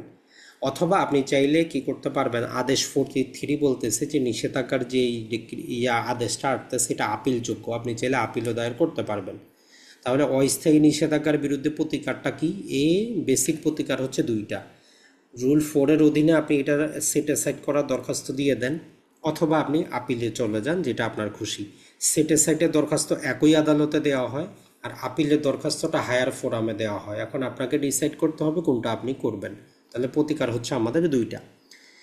আর এই পাশের এটার মধ্যে আমাদের অ্যাড ইন্টেরাম মানে অন্তর্বর্তী নিষেধাজ্ঞা দেওয়া আছে। সরকারের বিরুদ্ধে নর্মালি দেওয়া যায় না, সরকারি আইনজীবী বা আইনজীবী কর্তৃক নিযুক্ত ব্যক্তিকে নোটিশ দিয়ে তার বক্তব্য শোনা ছাড়া সরকারের বিরুদ্ধে অ্যাড ইন্টেরাম দেওয়া যায় না। তবে দেওয়া যাইতে পারে, কখন পারে, ওই যে যেটা পাবলিক ইন্টারেস্ট, পাশাপাশি সরকারি কোনো উন্নয়ন সংস্থার কোনো কাজ, এগুলোকে যদি ক্ষতি না করে তবেই দেওয়া যাবে, তবে নর্মাল ক্ষেত্রে দেওয়া যায় না, এটা মনে রাখবেন। আর প্রাইভেট পার্টি হইলে ওদের ক্ষেত্রেও দেওয়া যায় না, তবে আপনারা প্রমাণ করতে হবে। আদালত যদি এই অন্তর্বর্তী ইনজাংশনটা না দেয়, তাহলে যেই উদ্দেশ্যে আপনি মামলা দায়ের করতেছেন এটাই ডিফিট হবে, মানে কোনো লাভ নাই। আপনি যেই সম্পত্তি উদ্ধারের মামলা দায়ের করতেছেন উনি ওইটা আরেকজনের কাছে বিক্রি করে দিবে অলরেডি। তো ওই ক্ষেত্রে আপনার অবস্থাটা আদালতে প্রমাণ করতে হবে, তখনই আদালত দিবে, নাইলে নর্মাল ক্ষেত্রে দিবে না। আর অ্যাড ইন্টেরামটা হচ্ছে বিবাদী আসে যেদিন জবাব দাখিল করবে, এই জবাব দাখিল করার পর থেকে 7 দিনের মধ্যে এটা ডিসাইড হবে যে এই অ্যাড ইন্টেরাম কন্টিনিউ করবে না করবে না। যদি অপরপক্ষ আসার পর এটা নিয়ে কোনো প্রকার শুনানি না হয়, কোনো কিছু না হয়, তাহলে এটা বাতিল বলে গণ্য হবে। আর শুনানি হইলে সেটা শুনানির পর্যায়ে আদালত দেখবে তখন পরবর্তী কী ধাপে যাওয়া যায়। তাহলে এই নিষেধাজ্ঞাটা ভালো করে পড়বেন 1 থেকে 5 পর্যন্ত। বাকি অন্যান্য আদেশগুলা আপনি বাদ দেন, দরকার নাই। তো এইটা ছিল আমাদের জাস্ট দেওয়ানি কার্যবিধি থেকে শেষ সময়ের এই জিনিসটা দেখা ছাড়া আপনি যাবেন না। আপনার সময় আছে, আরোগুলো পড়েন, কোনো সমস্যা নাই। এরপরে চলে আসি আমরা সুনির্দিষ্ট প্রতিকার আইন। তো সুনির্দিষ্ট প্রতিকার আইন এবং যেহেতু দেওয়ানি কার্যবিধি থেকে মিলেই টোটাল 3টা প্রশ্ন থাকবে, 2টা অ্যান্সার করতে হবে। তো সুনির্দিষ্ট প্রতিকার আইন থেকে এইবারের জন্য গুরুত্বপূর্ণ যদি আমরা বলি 9 নম্বর ধারাটা, যে 9 নম্বর ধারায় হচ্ছে যে যে ক্ষেত্রে আপনাকে কেউ কী করছে আইনগত পদক্ষেপ ছাড়া অথবা আপনার অনুমতি ছাড়া কেউ আপনাকে বেদখল করছে, সে যে ক্ষেত্রে আপনার মালিকানা নাই, সেক্ষেত্রে আপনি 9 ধারায় যাইতে পারেন। অলরেডি আমরা পড়িয়েছি 2টা কন্ডিশন, আপনার ইচ্ছার বিরুদ্ধে আইনি প্রক্রিয়া ছাড়া যদি জমির মালিকও আপনাকে বেদখল করে তাহলেও আপনি তার বিরুদ্ধে এই 9 ধারা যাইতে পারবেন, সরকারের বিরুদ্ধে যাইতে পারবেন না। এ ধারার আদেশের বিরুদ্ধে আপিল দায়ের করা যায় না, রিভিউ দায়ের করা যায় না। প্রতিকার আমাদের কি, একটু আগে আমরা পড়লাম 115 ধারার অধীনে সিপিসির আমরা হাইকোর্টে রিভিশন দায়ের করতে পারবো। এটাই হচ্ছে জাস্ট আমাদের একটা প্রতিকার 9 ধারার বিরুদ্ধে। এরপরে গুরুত্বপূর্ণ যদি আমরা বলি, এরপরে 12 আর 21-এর এটা একসাথে মিলিয়ে পড়ে নেবেন যে চুক্তি প্রবল জিনিসটা কি, একটা বায়না চুক্তি প্রবলের কন্ডিশনটা কি, আদালত কোন কোন ক্ষেত্রে চুক্তিটা প্রবল করতে পারে। তো টোটাল প্যাকেজের অ্যান্সার আমাদের 2টা সেকশন, একটা হচ্ছে 12, একটা হচ্ছে 21-এর। তো 12তে বলে যে আদালত কি করতে পারে, 4টা ক্ষেত্রে 4টার যে কোনো একটা কন্ডিশন যদি আমরা ফুলফিল করতে পারি ওই চুক্তিটা প্রবল করে দিতে পারে। যে ক্ষেত্রে আমরা দেখাইতে যদি পারি যে চুক্তিটা কোনো প্রকার ট্রাস্টের বা জিম্মার অন্তর্ভুক্ত জিনিস, অথবা এই চুক্তিটা যদি প্রয়োগ করা না হয় যে ক্ষতি হবে তার মানদণ্ড নাই, যেই ক্ষতি হবে তা পেকুনারি যে কম্পেনসেশন দিয়ে তার এডিকুয়েট রিলিফ হবে না, অথবা ক্ষতিপূরণই পাওয়া যাবে না। আর আদালতের একটা প্রিজাম্পশন হচ্ছে যে যদি ইমুভেবল প্রপার্টি হয় এর বিপরীতে আর্থিক ক্ষতিপূরণ যথাযথ না, আর মুভেবল প্রপার্টি হইলে আর্থিক ক্ষতিপূরণ যথাযথ। তাইলে 12তে এই জিনিসটা অবশ্যই পড়বেন। আর 21-এর এটা একটু মনে রাখবেন যে যদি ওইটা জমি জমা রিলেটেড কোনো চুক্তি হয় তাহলে বায়না চুক্তিটা অবশ্যই লিখিত এবং রেজিস্ট্রেশন আইন কর্তৃক রেজিস্ট্রিকৃত হইতে হবে, এই একটা কন্ডিশন। আর একটা কন্ডিশন হচ্ছে যে মামলা দায়ের করার সময় ওই দলিলে উল্লেখিত বাকি টাকা আদালতে জমা করতে হবে। এই দুটা কন্ডিশন ফুলফিল করতে হবে। এটাই হচ্ছে আমাদের চুক্তি প্রবল রিলেটেড টোটাল প্যাকেজ। এর পাশাপাশি আপনি আরেকটা জিনিস যেটা দেখতে পারেন সেটা হচ্ছে 22 নাম্বারটা একটু দেখে রাখবেন, যে আদালতের যে বিবেচনামূলক ক্ষমতাটা বলা হয়েছে, যে কোন দুইটা ক্ষেত্রে আদালত কি করে ওই ক্ষমতাটা প্রয়োগ করে ডিক্রি প্রদান করে না, আর একটা ক্ষেত্রে ডিক্রি প্রদান করে। 22টা একটু দেখে নেবেন, বাকিগুলো আপাতত যা পড়ছেন এটার মধ্যেই থাকে। এরপরে আমরা 31 ধারাটা ভালো করে পড়বেন, যে দলিল রেকটিফিকেশন বা রেকটিফিকেশন অফ ইনস্ট্রুমেন্ট জিনিসটা কি, এটা কিভাবে করা হয়, কত টাকা প্রয়োজন পড়ে, তামাদি কতদিন, টোটাল প্যাকেজটা আপনার মনে রাখতে হবে। শুধুমাত্র এখানে পড়লে চলবে না, ওই তামাদি আইনের আপনি 96 অনুচ্ছেদটাও নিয়ে আসবেন, যে 3 বছরের মধ্যে ভুলের ক্ষেত্রে আমরা 31 ধারার অধীনে কি করব, মামলা দায়ের করব। কন্ডিশন হচ্ছে দুইটা, হয় আপনি প্রতারণা হয়েছে এটা প্রমাণ করবেন, অথবা আপনাদের উভয় পক্ষের ভুল হয়েছে। মামলা কারা দায়ের করতে পারবে, পক্ষের যে কোনো ব্যক্তি, অথবা ওই পক্ষ থেকে যারা ইন্টারেস্ট আসবে ওই পক্ষের রিপ্রেজেন্টেটিভ ইন্টারেস্টরা মামলা দায়ের করতে পারবে। আর আদালতের প্রতি একটা কন্ডিশন হচ্ছে, আদালত যখন এই একটা রেকটিফিকেশন করবে তখন সে অবশ্যই এই জিনিসটা লক্ষ্য রাখবে যে এই রেকটিফিকেশনের মাধ্যমে যাতে তৃতীয় কোনো পক্ষ ক্ষতিগ্রস্ত না হয়, মানে অপর পক্ষের ক্ষতি করে তৃতীয় কোনো পক্ষের ক্ষতি করে কোনো দলিল রেকটিফাই করা যাবে না। এই কন্ডিশনটা আমরা একটু মনে রাখবো। এরপরে 42 নাম্বারটা একটু মনে রাখবেন, যে ঘোষণামূলক যে জিনিসটা বা ঘোষণামূলক ডিক্রির ক্ষেত্রে আমাদের অনেক কনফিউশন আছে। তো ঘোষণামূলক ডিক্রির ক্ষেত্রে মূল কথা যেটা হচ্ছে যে যেইখানে আপনার কোনো একটা অধিকার অর্জিত হয়েছে, সম্পত্তি হোক অথবা লিগ্যাল ক্যারেক্টার হোক, সম্পত্তি হোক অথবা লিগ্যাল ক্যারেক্টার হোক, যেখানে অলরেডি বিদ্যমান আছে যে হ্যাঁ আপনি একজন প্রফেসর, আপনি একজন সাংবাদিক, আপনি সরকারি পদে অধিষ্ঠিত ব্যক্তি, কিন্তু অন্য পক্ষ অস্বীকার করতেছে, আপনাকে আপনার কাজ করতে দিচ্ছে না, অথবা একটা সম্পত্তির আপনি মালিক, সম্পত্তি আপনার দখলে আছে, অন্য পক্ষ বলতেছে যে এটা আপনার সম্পত্তি না। তাহলে 42 ধারার মূল কন্ডিশন হচ্ছে ওই অধিকারটা অলরেডি আইনগতভাবে আপনার। 42 ধারা আপনার অধিকার ঘোষণা করা হয় না, আপনার যে অধিকার অলরেডি আছে ওইটাকে ঘোষণা করা হয়, এটুকু মনে রাখবেন। যেমন আপনি যদি যে কোনো চাকরির ইন্টারভিউ দেন, তারা যদি আপনারা গেজেট না করে, যদি আপনার কি করা হয়, আপনাকে যদি অ্যাপ্লিকেশনটা যদি না পাঠায়, যে আপনি জয়েনিং লেটার যদি না পাঠায়, সেক্ষেত্রে আপনি কখনোই মামলা করে ঘোষণা পাইতে পারেন না যে আপনি ওইখানে একজন চাকরিজীবী। যখন তারা আপনারা এইটা পাঠাবে, আপনি জয়েন করবেন, তারপরে কাজ করতে দিবে না, তখন আপনি ঘোষণা চাইতে পারবেন। তো এই জন্য 42 ধারার মূল কনসেপ্ট হচ্ছে যেই অধিকার আইনগতভাবে আপনার প্রতিষ্ঠিত, যেই লিগ্যাল ক্যারেক্টার আইনগতভাবে প্রতিষ্ঠিত, ওইটা যদি কেউ অস্বীকার করে ওইটাকে আপনি ঘোষণা করতে পারবেন। আর হচ্ছে সম্পত্তির একটা অধিকার। তবে এই 42 ধারা যখন পড়তে যাবেন সেক্ষেত্রে প্রথম লাইনে বলতেছে যে আপনাকে আর ফার্দার রিলিফ চাইতে হবে না। এখন এইটা জাস্ট উদাহরণ দিয়ে বুঝিয়ে দিয়েছে যে আপনার জমি আছে এরকম, এই জমির উপর দিয়ে অপরপক্ষ বা গ্রামবাসী চলাচল করে, এখন সম্পত্তি আপনার, তারা চলাচল করে, এখন তারা বলতেছে আমাদের এইটার উপর অধিকার আছে, আমরা চলবো, এখন আপনি কি করবেন। তো নর্মাল এখানে আমাদের কনফিউশনটা চলে আসে যে আমরা তাইলে একটা নিষেধাজ্ঞার মামলা করব তারা যাতে না চলে, কিন্তু 42 ধারা বলতেছে যে আপনার নিষেধাজ্ঞার দরকার নাই। দ্বিতীয় অংশ বলতেছে ফার্দার রিলিফ চাইতে হবে না, আপনার যেহেতু সম্পত্তিটা আপনারই দখলে আছে, আপনি একটা ঘোষণা চান তাদেরকে বিবাদী করে, এতটুকুই যথেষ্ট।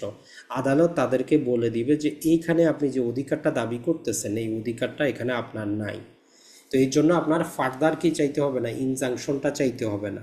তাহলে যখনই পথে চলার অধিকার বা অন্য কিছু অধিকার কেউ চাবে, তখন আমরা ইনজাংশন মামলা করব না, আমরা 42 ধারা ঘোষণামূলক মামলা করব।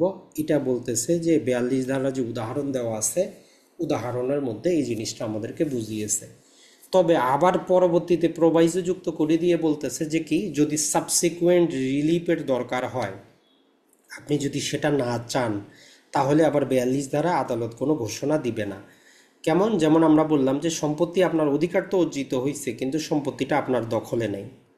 এখন আপনার অধিকার অর্জিত হয়েছে, যে সম্পত্তি আপনার দখলে নাই, তখন আপনি 42 ধারায় মামলা করলে যখন অপরপক্ষ আসে বলবে যে বাদীর তো সম্পত্তি দখলে নেই, তখন আদালত দেখবে যে না, এখানে আপনার সাবসিকুয়েন্ট রিলিফেরও দরকার ছিল, যে আপনি চাইতে হইতো যে আমাকে ওই সম্পত্তির দখলও করে দেওয়া হোক, মানে আপনাকে 8 ধারায় মামলা করার দরকার ছিল। তখন আদালত আপনার 42 ধারায় মামলাটা খারিজ করবে, যে না, আপনি কি করেন নাই, যথাযথ প্রতিকার চেয়ে মামলা দায়ের করেন নাই, আপনি প্রতিকার পাইতে পারেন না। তাহলে 42 ধারা যদি আমরা সামারি করি, আমরা দুইটা জিনিসের জন্য ঘোষণা করব। একটা হচ্ছে একটা লিগ্যাল ক্যারেক্টার যদি আমাদের অর্জিত হয়, কেউ যদি অস্বীকার করে, একটা সম্পত্তি যেখানে আমাদের লিগ্যাল ক্যারেক্টার আছে, সম্পত্তির অধিকার কেউ যদি অস্বীকার করে, আমরা 42 ধারায় ঘোষণামূলক মামলা দায়ের করব। আর 43-এ আমাদেরকে বলে যে এই ঘোষণাটা শুধুমাত্র বাদী বিবাদী এবং তাদের থেকে যারা ইন্টারেস্ট নিয়ে আসবে রিপ্রেজেন্টেটিভ, এদের উপরই প্রযোজ্য হবে। পাবলিক এট লার্জের জন্য ওই জাজমেন্টটা প্রযোজ্য না। তাহলে 42টা আমাদের এবারের জন্য গুরুত্বপূর্ণ।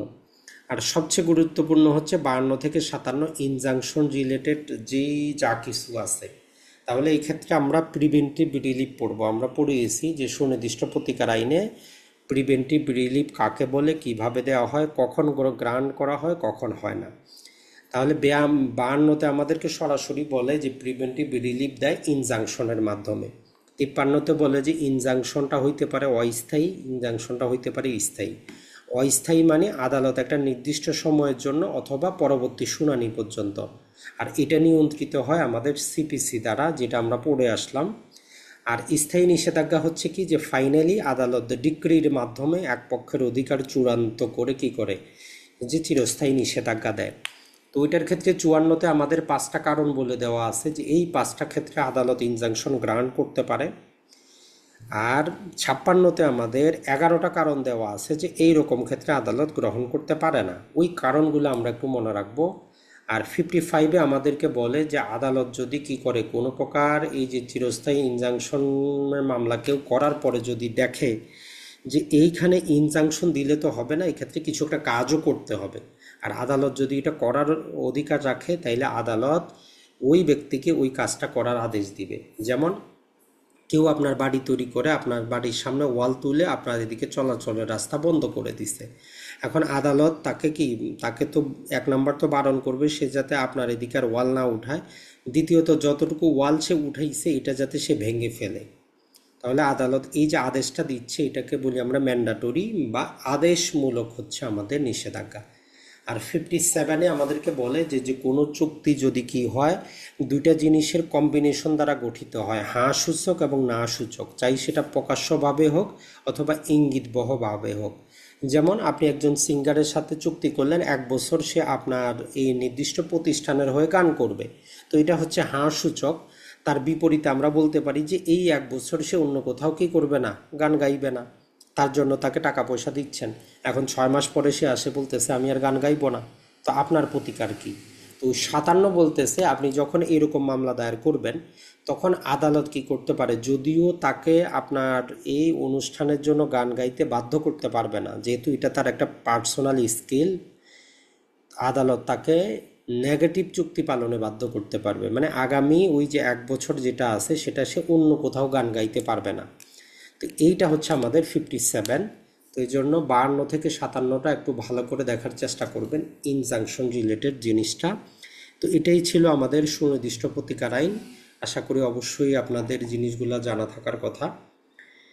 এরপরে আমরা চলে যাব আমাদের সবচেয়ে সহজ যে সাবজেক্ট, সেটা হচ্ছে তামাদি আইন বা লিমিটেশন অ্যাক্ট।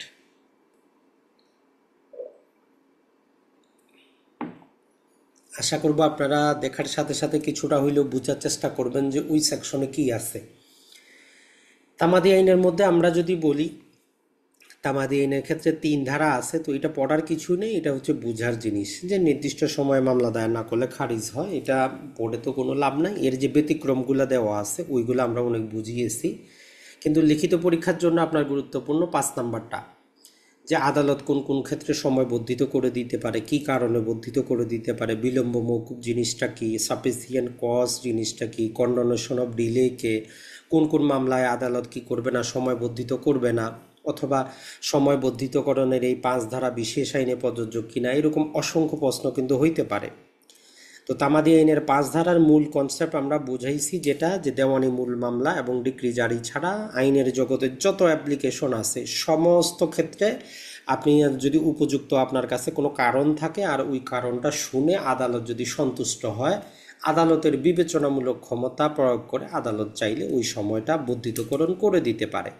তবে আপনি পরীক্ষা লেখার সময় অবশ্যই যে করবেন, ওই 5 ধারায় যে 5টা কারণের কথা বলা আছে, যে আপিলের ক্ষেত্রে leave to appeal, revision, review, অন্যান্য দরখাস্ত, ওইটা উল্লেখ করবেন যে এই 5টা ক্ষেত্রে আদালত কি করতে পারে, সময়টা বর্ধিতকরণ করে দিতে পারে। তাহলে 5 নাম্বারটা আমাদের জন্য সবচেয়ে বেশি গুরুত্বপূর্ণ। আর 6 থেকে 8 এটা একসাথে পড়তে হয়, কম্বাইন্ড প্যাকেজ। এখানে লিগ্যাল ডিসেবিলিটির কথা বলে। 3জন ব্যক্তি আছে, নাবালক, পাগল, জড়বুদ্ধি সম্পন্ন।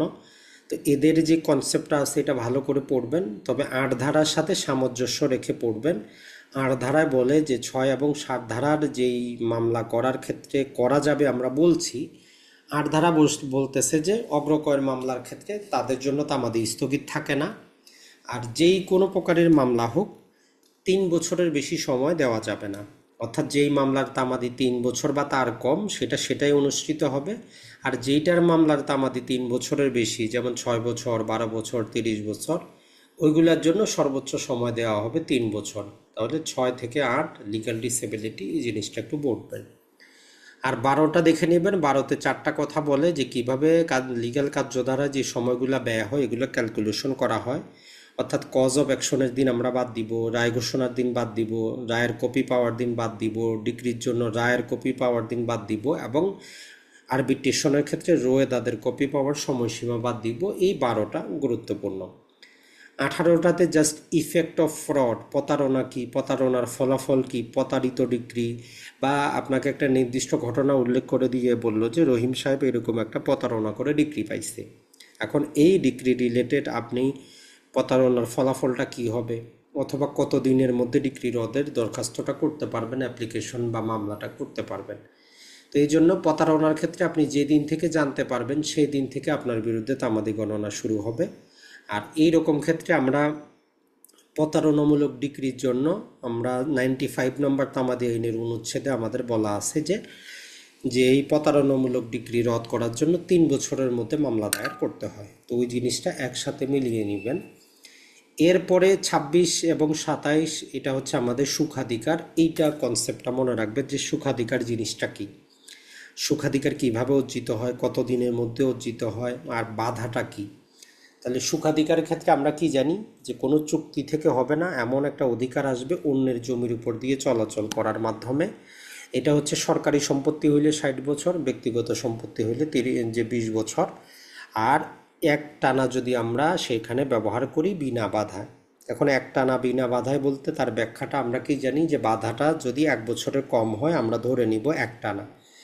আর এই মামলাটা আমরা কখন দায়ের করব বা আদালতে কোন দিনটা আমরা প্রমাণ করব, মূল কথাটা হচ্ছে যে দিন থেকে আপনি বাধা পাইলেন, বাধাগ্রস্ত হইলেন, ওই বাধাগ্রস্ত হওয়ার থেকে পূর্ববর্তী 2 বছরের মধ্যে সমাপ্ত 20 বছর বা 60 বছর প্রমাণ করতে হবে। তো এই জন্য যে আমাদের সুখাধিকার জিনিসটা অবশ্যই এবারের জন্য গুরুত্বপূর্ণ। এরপরে তামাদি আইনের অনুচ্ছেদে চলে যাবেন 181, 182, 183 ডিক্রি জারি রিলেটেড। এখানে তামাদির সময়সীমা আলোচনা করা আছে, এইটা জাস্ট একটু পড়ে রাখতে পারেন, আপনার জন্য আসতে পারে। 181তে হচ্ছে যেই ডিক্রি জারির তামাদি দেওয়া নাই সেটা 3 বছর। আর 183 হচ্ছে হাইকোর্ট এবং সুপ্রিম কোর্টের আদেশ হইলে সেটা হচ্ছে আমাদের 12 বছর। আর এর বাইরে আমাদের যে এই যে জেলা জজ, অতিরিক্ত জেলা জজ অর্থাৎ 5 জন যে বিচারক আছে, এদের তামাদি, এদের ডিক্রিগুলো যদি রেজিস্ট্রেশন করার প্রয়োজন যদি না হয় তাহলে 3 বছর। আর যদি ওই ডিক্রিটা, যেমন আমাদের রাষ্ট্রীয় অধিগ্রহণ প্রজাস্বত্ব আইনে আমরা অগ্রক্রয় করলে সেটাকে রেজিস্ট্রেশন করি, তাইলে এই রেজিস্ট্রিকৃত ডিক্রি হইলে তাহলে সেটা হবে 6 বছর। তাহলে 181তে 3 বছর আর 183তে 12 বছর। পাশাপাশি 182 হচ্ছে যে যদি কোনো ডিগ্রি রেজিস্ট্রেশন করার বাধ্যবাধকতা থাকে তাহলে সেটা 6 বছর, বাধ্যবাধকতা না থাকলে আমাদের 3 বছর।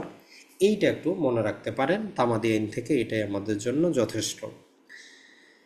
এরপরে যদি আমরা সাক্ষ্য আইনটা দেখতে চাই, মোটামুটি অনেকগুলো কনসেপ্ট আছে, তবে সবচেয়ে গুরুত্বপূর্ণ যদি আমরা বলি, সবচেয়ে গুরুত্বপূর্ণ হচ্ছে এবারের পরীক্ষার জন্য এডমিশন এবং কনফেশন। এই যে এডমিশন জিনিসটা কি এবং কনফেশন রিলেটেড অনেকগুলো ধারা আছে, যেমন পুলিশের কাছে কনফেশন করলে কি হবে, পুলিশ হেফাজতে করলে কি হবে, কনফেশন থেকে কতটুকু আদালতে গ্রহণযোগ্য হবে।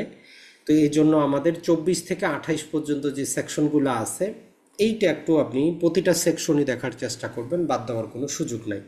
24-এ হচ্ছে যদি টিপস দেয়, মানে যদি আপনার কি করা হয়, থ্রেট করা হয়, তাহলে কোনো প্রমিস করা হয়, ইনডিউস করা হয়, এর মাধ্যমে কিছু আদায় করলে সেটা আদালতে গ্রহণযোগ্য হবে না। কিন্তু এটারও ব্যতিক্রম দেওয়া আছে। তো এই জন্য 24, 25, 26, 28 এই প্রতিটা সেকশন দেখার চেষ্টা করবেন যে আপনি কার কাছে বললে ওইটা গ্রহণযোগ্য হবে আর কার কাছে বললে গ্রহণযোগ্য হবে না। আর এর পাশাপাশি 17তে এডমিশন জিনিসটা জেনে রাখবেন যে এডমিশন জিনিসটা কি। আর 6 নম্বরে আমরা যেটা বলেছি যে সেম ট্রানজ্যাকশন বা জেস্টে জিনিসটা কি, এর কনসেপ্টটা একটু বুঝবেন। আর 11তে হচ্ছে আমাদের প্লি অফ এলিবি, যে আপনি ঘটনাস্থলে ছিলেন না, এইরকম যে আপনি অজুহাত নেবেন, এটা কেন নেবেন, কখন নেবেন, কে প্রমাণ করতে হবে, এর কনসেপ্টটা একটু দেখার চেষ্টা করবেন। তাহলে 6, 11, 17 আর 24 থেকে 28 আর 30 নাম্বারটা আমাদের জন্য গুরুত্বপূর্ণ, যে যদি একই বিচারে, একই ট্রায়ালের মধ্যে একাধিক অপরাধীর বিচার হয়, একজন যদি কিছু স্বীকার করে, তাইলে অন্যদের ক্ষেত্রে এটা আদালত চাইলে ব্যবহার করতে পারে। কিন্তু যদি ভিন্ন বিচার হয়, ভিন্নভাবে ব্যক্তিদের পৃথক ট্রায়ালের ক্ষেত্রে একজনের স্বীকারোক্তি অন্যজনের জন্য গ্রহণযোগ্য হবে না। অর্থাৎ দুইজন ব্যক্তি মিলে চুরি করছে, তাদের একই সাথে বিচার হচ্ছে, একজন স্বীকার করলে আদালত অন্যজনের উপর এটা বাধ্য করতে পারে। কিন্তু চুরি তারা একসাথে করছে, কিন্তু বিচার তাদের পৃথক পৃথক হচ্ছে, তাহলে ওই মামলায় সে কি স্বীকার করলো, এটা এই মামলা তার উপর বাধ্য না। তাহলে 30-এর ক্ষেত্রে এটাই মনে রাখবেন, যদি একই ট্রায়াল হয় তখনই একজনের স্বীকারোক্তি আরেকজন সহজে অপরাধী আছে, এ কমপ্লিস আছে, তার উপর বাধ্য করতে পারে আদালত যদি মন চায়। আর কিন্তু যদি তাদের ট্রায়ালটা ভিন্ন হয়, তাহলে আদালত বাধ্য করতে পারবে না। এরপরে সরাসরি আপনি চলে যাবেন যে আমাদের ডকুমেন্টারি এভিডেন্সের ক্ষেত্রে যা কিছু আছে, প্রাইমারি এভিডেন্স কি, সেকেন্ডারি এভিডেন্স কি, কখন কোন কোন ক্ষেত্রে আমাদের সেকেন্ডারি এভিডেন্স গ্রহণযোগ্য হবে, এই জিনিসটা গুরুত্বপূর্ণ। তাহলে ডকুমেন্ট রিলেটেড আমরা এই যে প্রাইমারি এভিডেন্স জিনিসটা কি, সেকেন্ডারি এভিডেন্স জিনিসটা কি, কোন কোন ক্ষেত্রে আমরা সেকেন্ডারি এভিডেন্স দিতে পারবো, এই তিনটা জিনিস অবশ্যই অবশ্যই আপনি পড়বেন, অলরেডি আমরা পড়িয়েছি। পাশাপাশি 74 থেকে নিয়ে 76 যে পাবলিক ডকুমেন্ট, প্রাইভেট ডকুমেন্ট এবং পাবলিক ডকুমেন্টের আমরা কিভাবে প্রমাণ করব, তাহলে 74, 75, 76 এই জিনিসটা অবশ্যই দেখবেন। আর 90 আর 90 এর 30 বছরের পুরাতন দলিল আর 5 বছরের পুরাতন ডিজিটাল দলিল। তো এই 90 এর মূল জিনিসটা হচ্ছে যে দেখেন, এগুলো মে প্রিজাম্পশনের মধ্যে আসে। মানে একটা দলিল যদি উপযুক্ত হেফাজত থেকে, মানে যার কাছে দলিলটা থাকার কথা আইনগতভাবে, তার হেফাজত থেকে 30 বছর পরে বের হয়, আদালত এই প্রকার প্রিজাম্পশনে যাইতে পারে যে এই দলিলে যারা স্বাক্ষর করছে সঠিক ঠিক আছে, সাক্ষীরাও ঠিক আছে, কোনো প্রকার প্রতারণা ঘটে নাই, এই প্রিজাম্পশন আদালত নিতে পারে। এর কারণ একটাই, কারণটা হচ্ছে যে 30 বছর আগে যারা স্বাক্ষর করছে আজকে তারা জীবিত নাও থাকতে পারে। তো ওই জন্য আইন তাদেরকে একটা এক্সট্রা কেয়ার করে প্রিজাম্পশন দিল যে যেহেতু উপযুক্ত ব্যক্তির কাছেই দলিলটা আছে, তার মানে দলিলে যত প্রকার স্বাক্ষর যেইভাবে দলিলটা করা দরকার সেইভাবেই করা হয়েছে, এইরকম প্রিজাম্পশন আদালত নিতে পারে। তো মে প্রিজাম্পশন হলে এটা খণ্ডনীয়, অপরপক্ষ খণ্ডন করতে পারে। আর 90 বলতেছে যদি ডিজিটাল রেকর্ড হয় আর ওইটা 5 বছর পুরাতন হয়, তাহলে আদালত ধরে নিতে পারে ওই জিনিসটা যথা উপযুক্ত হয়েছে, কোনো টেম্পারিং করা হয় নাই, এইরকমই অ্যাজ ইট ইজ আছে, এটা সে প্রিজাম্পশন নিতে পারে। এই জিনিসটা একটু দেখে নেবেন। এরপরে 101 থেকে নিয়ে 112 টোটাল জিনিসটাই পড়বেন, এখানে বাদ দেওয়ার কোনো সুযোগ নাই। 101-এ হচ্ছে যে কি, যিনি কোনো অস্তিত্ব দাবি করবেন ওই ফ্যাক্টের অস্তিত্ব উনিই প্রমাণ করবেন, মানে যিনি মামলা করবেন উনি প্রমাণ করবেন। আর 102-এ বলে যে যদি আদালতে কোনো পক্ষই কোনো তথ্য উপাত্ত না দেয়, তাহলে আদালতের আদেশে যিনি হেরে যাবেন উনি মামলাটা প্রমাণ করবেন। আর 103-এ বলে যে যে কোনো যদি কেউ ব্যক্তি যদি পার্টিকুলার ফ্যাক্ট কোনো নির্দিষ্ট জিনিস জানেন, তাহলে ওইটা উনি প্রমাণ করবেন। 104-এ বলে যে আদালতে যদি আইনগতভাবে একটা জিনিস অ্যাডমিসেবল করাইতে হইলে আরেকটা জিনিস প্রমাণ করা বাধ্যতামূলক। যেমন ডাইং ডিক্লারেশন দিতে গেলে ওই ব্যক্তির মৃত্যু ঘটছে এইটা প্রমাণ করতে হবে। তাহলে যিনি ডাইং ডিক্লারেশন আদালতকে অ্যাডমিসেবল করাইতে চাচ্ছেন তার উপর বার্ডেন অফ প্রুফ যে উনি প্রমাণ করুক ব্যক্তি কবে কিভাবে মারা গেছে। এরপরে আমরা সেখানে 105 পাবো। কেউ যদি কোনো প্রকার জেনারেল এক্সেপশনের মধ্যে কোনো দাবি করতে চায়, আদালত ধরে নিবে যে এইরকম কোনো অবস্থার সৃষ্টি হয় নাই, তাহলে যিনি দাবি করবেন উনি প্রমাণ করবেন যে উনি জেনারেল এক্সেপশনের মধ্যে পড়েন। আর কোনো বিষয় যদি কারো স্পেশাল কোনো নলেজ থাকে, 106 বলতেছে যে যার নলেজটা আছে সে প্রমাণ করবে। এরপরে 107 আর 8 আমাদের নর্মালি কাজের না। 100 যদি আমরা বলি 10টা কাজের, যে দেওয়ানি মামলার ক্ষেত্রে মালিকানা ওনারশিপ, যিনি দখলে আছেন আইনের প্রিজাম্পশন হচ্ছে উনিই মালিক, যিনি অস্বীকার করবেন উনি প্রমাণ করবেন। আর 111-তে জাস্ট একটা সরল বিশ্বাসে কথা বলে যে যদি কোনো প্রকার কেউ অ্যাক্টিভ কনফিডেন্সে থাকে, যেমন ছাত্র এবং শিক্ষক, মক্কেল এবং আইনজীবী, এই প্রিন্সিপাল এবং এজেন্ট হইতে পারে, তো এইরকম ক্ষেত্রে যদি একটা প্রশ্ন ওঠে যে এখানে সরল বিশ্বাসটা ছিল কিনা ট্রানজ্যাকশনের ক্ষেত্রে, তাহলে সেটা প্রমাণ করবে কে? যদিও ছাত্র মামলা করে, যদিও মক্কেল মামলা করে, যদিও এজেন্ট মামলা করে, প্রমাণ করতে হবে আইনজীবীকে, শিক্ষককে যে না এরকম এখানে সরল বিশ্বাসটা তার ছিল। তার নর্মালি আমাদের বেসিক নিয়ম কি, যিনি মামলা করবেন উনি প্রমাণ করবেন, কিন্তু 111 বলে যে না, যিনি অ্যাক্টিভ কনফিডেন্সে থাকবেন উনি প্রমাণ করবেন যে এই ট্রানজ্যাকশনে কোনো প্রকার ভুলভ্রান্তি হয় নাই। আর 112টা পৃথক করে দেখবেন, লেজিটিমেসি বিবাহ চলাকালীন অথবা তালাকের পরে 280 দিন। আর অপরপক্ষের কাছে একটাই সুযোগ আছে, উনি যদি প্রমাণ করতে পারে যে ওই মহিলা যখন গর্ভবতী হচ্ছিল তখন তার সাথে তার কোনো ফিজিক্যাল বা দৈহিকভাবে তার সাথে মিলিত হওয়ার ক্ষেত্রে কোনো সুযোগ ছিল না, এটা প্রমাণ করতে পারলে সে পার পাবে। না হলে আইন ধরে নিবে যে বিবাহ বৈধ, অতএব সন্তানটা বৈধ। তালাক হয়েছে কিন্তু 280 দিনের মধ্যে ওই মহিলা অবিবাহিত ছিল, তার মানে এই পূর্ববর্তী স্বামী হচ্ছে ওই বাচ্চার প্রকৃত পিতা। 114-র ক্ষেত্রে কিছু প্রিজাম্পশন দেওয়া আছে, এটা পড়ে নেবেন, আমরা পৃথক করে দেওয়ার চেষ্টা করেছি যে আদালত কিছু ঘটনা সম্পর্কে প্রিজাম্পশন নিতে পারে। আগে ছিল দলিল দস্তাবেজ সম্পর্কে প্রিজাম্পশন, যেমন যে কোথাও চুরি হয়েছে, চুরি হওয়ার পরে আপনার কাছে যদি চোরাই মাল পাওয়া যায়, আদালত প্রিজাম্পশন নিতে পারে আপনি চোর, অথবা জেনে শুনে চোরাই মাল গ্রহণ করেছেন। কিন্তু যদি আপনি উপযুক্ত কারণ দেখাইতে পারেন যে আপনি ট্রানজ্যাকশনে আপনি সরল বিশ্বাসে ক্রয় করছেন, তাইলে আপনি চোর না। তো 114-তে যে বিভিন্ন প্রকার কারণ বলা আছে আর উদাহরণগুলোতে তার ব্যতিক্রম দেওয়া আছে যে আদালত এই ঘটনা সম্পর্কে কি কি প্রিজাম্পশনটা নিতে পারে। তো ওই প্রিজাম্পশনগুলো একটু দেখার চেষ্টা করবেন।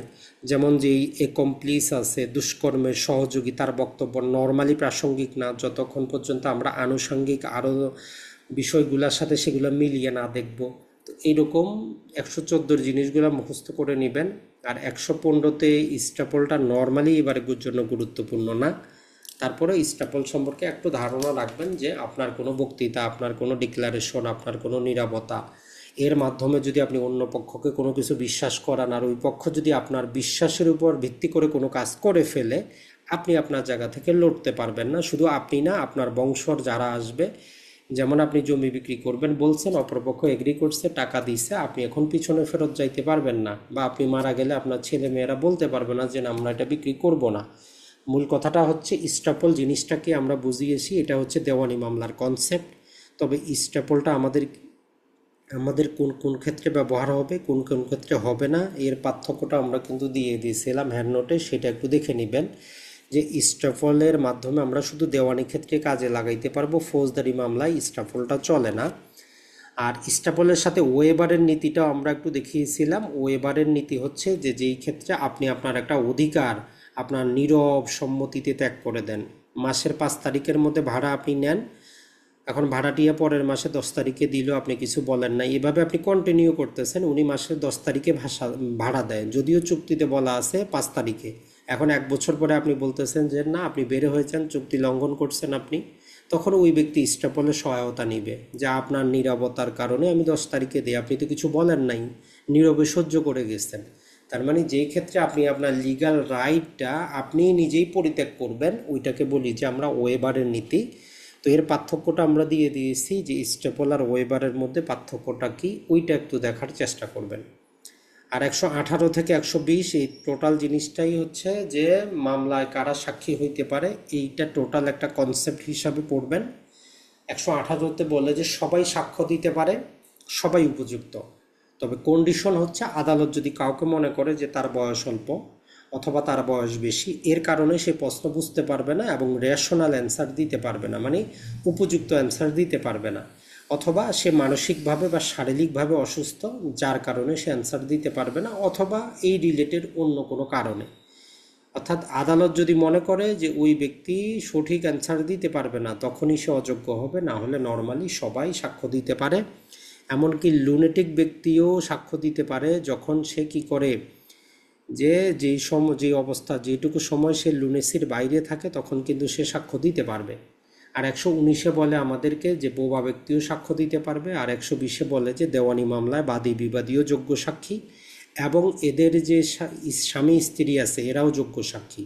তবে ফৌজদারি মামলার ক্ষেত্রে পক্ষদ্বয়ের যে স্বামী স্ত্রী আছে এরা শুধুমাত্র একজন আরেকজনের বিরুদ্ধে যদি সাক্ষ্য দিতে যায় তবেই যোগ্য সাক্ষী, পক্ষে সাক্ষী দিতে পারবে না।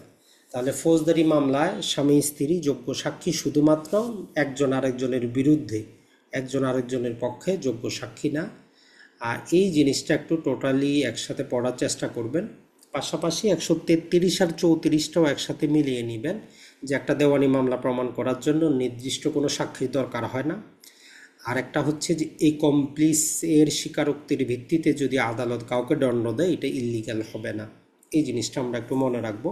আর 136টা পড়ে নেবেন যে আদালত কি করতে পারে, একটা কোন এভিডেন্সটা গ্রহণ হবে কোনটা রিজেক্ট হবে, এই ক্ষেত্রে আপনাকে প্রশ্ন করতে পারে যে এই যদি এভিডেন্সটা আমি গ্রহণ করি এইটা আপনার মামলাতে কি প্রভাব পড়বে, অথবা কোনো একটা তথ্য আপনি আদালতকে অ্যাডমিসেবল করাইতে চাচ্ছেন, এরকম ক্ষেত্রে আদালত আগে আপনাকে বলবে যে ওই জিনিসটা আপনি কি করান, প্রমাণ করান। তাহলে 136-এ আদালতের ক্ষমতা বর্ণনা করা আছে, 136টা একটু দেখার চেষ্টা করবেন। আর 141 থেকে 43 এখানে লিডিং কোশ্চেন আছে, এইটা একটু বুঝবেন যে লিডিং কোশ্চেন জিনিসটা কি, কখন করা যায় আর কখন করা যায় না। তো এইটার ক্ষেত্রে মনে রাখবেন লিডিং কোশ্চেন হচ্ছে যেই প্রশ্নের মধ্যেই উত্তর নিহিত আছে, যার উত্তর প্রশ্নকারী নিজে জানে, সে শুধু ইয়েস অথবা নো শুনতে চাচ্ছে, সেটাই হচ্ছে লিডিং কোশ্চেন।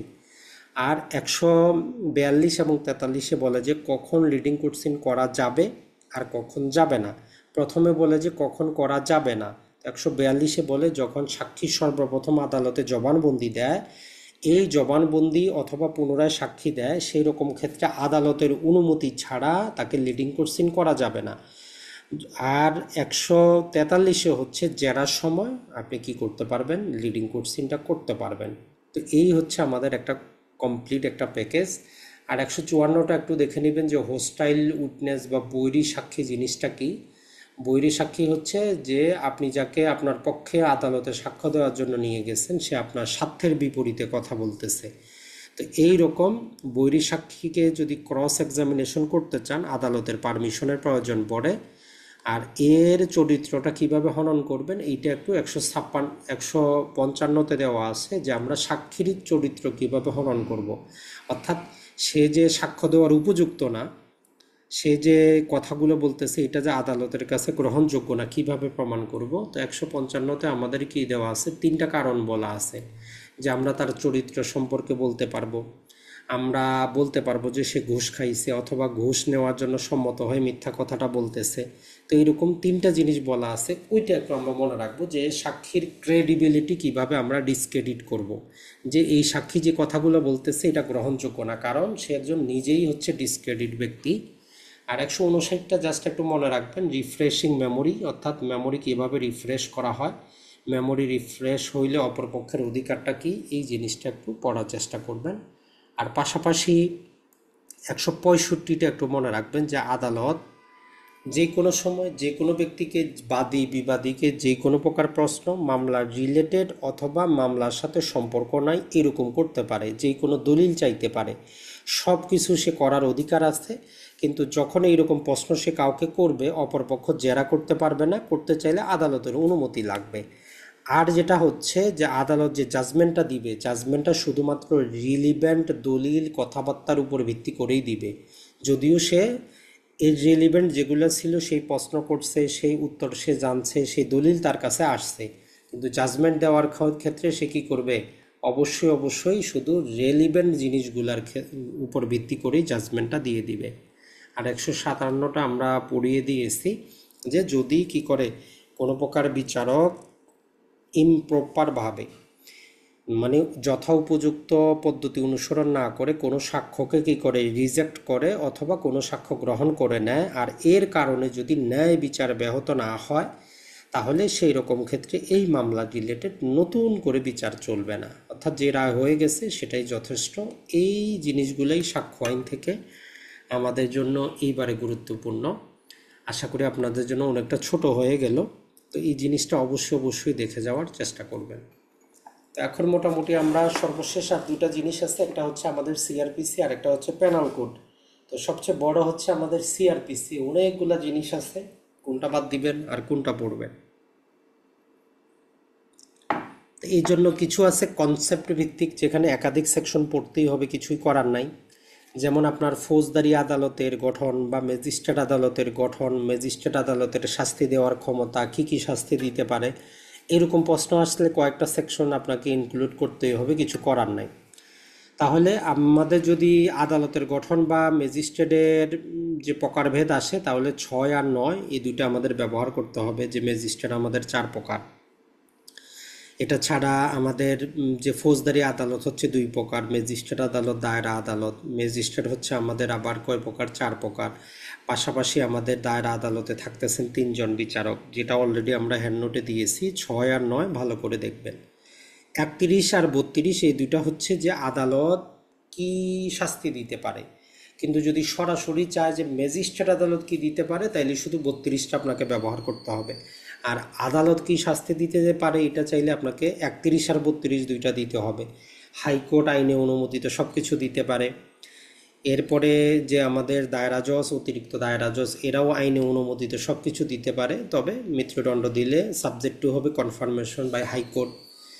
আর আমাদের যারা ম্যাজিস্ট্রেট আছেন, এদের যে শাস্তির প্রক্রিয়াটা দেওয়া আছে, আমাদের যুগ্ম দায়রা যিনি আছেন, ওনার ক্ষেত্রে যে কন্ডিশনটা, উনি 10 বছরের বেশি শাস্তি দিতে পারেন না। তো এটা হচ্ছে আদালতের ক্ষমতা। আর শুধু যখন আমরা 32 পড়ব, 32 আমাদের 3 ধরনের ব্যক্তির কথা কিন্তু বলে, যে ফার্স্ট ক্লাস ম্যাজিস্ট্রেট হইলে সর্বোচ্চ 5 বছর 10,000 টাকা। শুধু এটা লিখবেন না, পাশে আরও দুইটা যেটা আছে, যে সলিটারি কনফাইনমেন্ট এবং বেতাগাত, এই জিনিসটাও দিবেন। এটা যদি না দেন তাইলে কিন্তু আপনার নাম্বার কাটা যাবে। আইনে যেহেতু এখনও ওমিট করা হয় নাই, ওই জন্য ওই যে প্রথম শ্রেণীর ম্যাজিস্ট্রেট কী করতে পারে, 4 প্রকারে তাইলে শাস্তি দিতে পারতেছে: 5 বছরের কারাদণ্ড, ম্যাক্সিমাম 10,000 টাকা জরিমানা, বেতাগাত এবং সলিটারি কনফাইনমেন্ট। দ্বিতীয় শ্রেণীতে আপনি যান 3 বছর 5,000 টাকা, পাশাপাশি কি আছে, সলিটারি কনফাইনমেন্ট, বেতাঘাত কিন্তু দেন না। আর তৃতীয় শ্রেণীতে গেলে আপনি 2 বছর 2,000 পাবেন, বাকি কিছু পারে না। তো এই জন্য চার্টটা একটু ভালো করে দেখে মুখস্থটা রাখবেন, যে ম্যাজিস্ট্রেট আদালত কী কী শাস্তিটা দিতে পারে, এতটুকু গুরুত্বপূর্ণ। এরপরে সরাসরি চলে যাব আমরা 154-তে। 154-তে যখন আপনি পড়বেন, 200 ধারাটাও একসাথে আপনার হইতে পারে। অনেক ক্ষেত্রে আপনাকে বলতে পারে যে জিআর মামলা কিভাবে শুরু হয় এবং সিআর মামলা কিভাবে শুরু হয়, আপনি বর্ণনা করেন। তাহলে জিআর মামলা বলতে আমরা কি বুঝি, 154 ধারায় যে আমাদের কি হচ্ছে, আমরা এজাহার দায়ের করতেছি, এফআইআর হচ্ছে কগনিজেবল অফেন্সের সংবাদ শুনে, এই যে পুলিশ মৌখিকভাবে হোক বা লিখিতভাবে হোক, যখন তার কাছে যাওয়া হবে, সে কি কাজটা করবে, 154 অলরেডি আমরা পড়িয়েছি। তাহলে জিআর মামলা আর সিআর মামলার জন্য 154 আর 200 ধারাটা আমাদেরকে ভালো করে পড়তে হবে।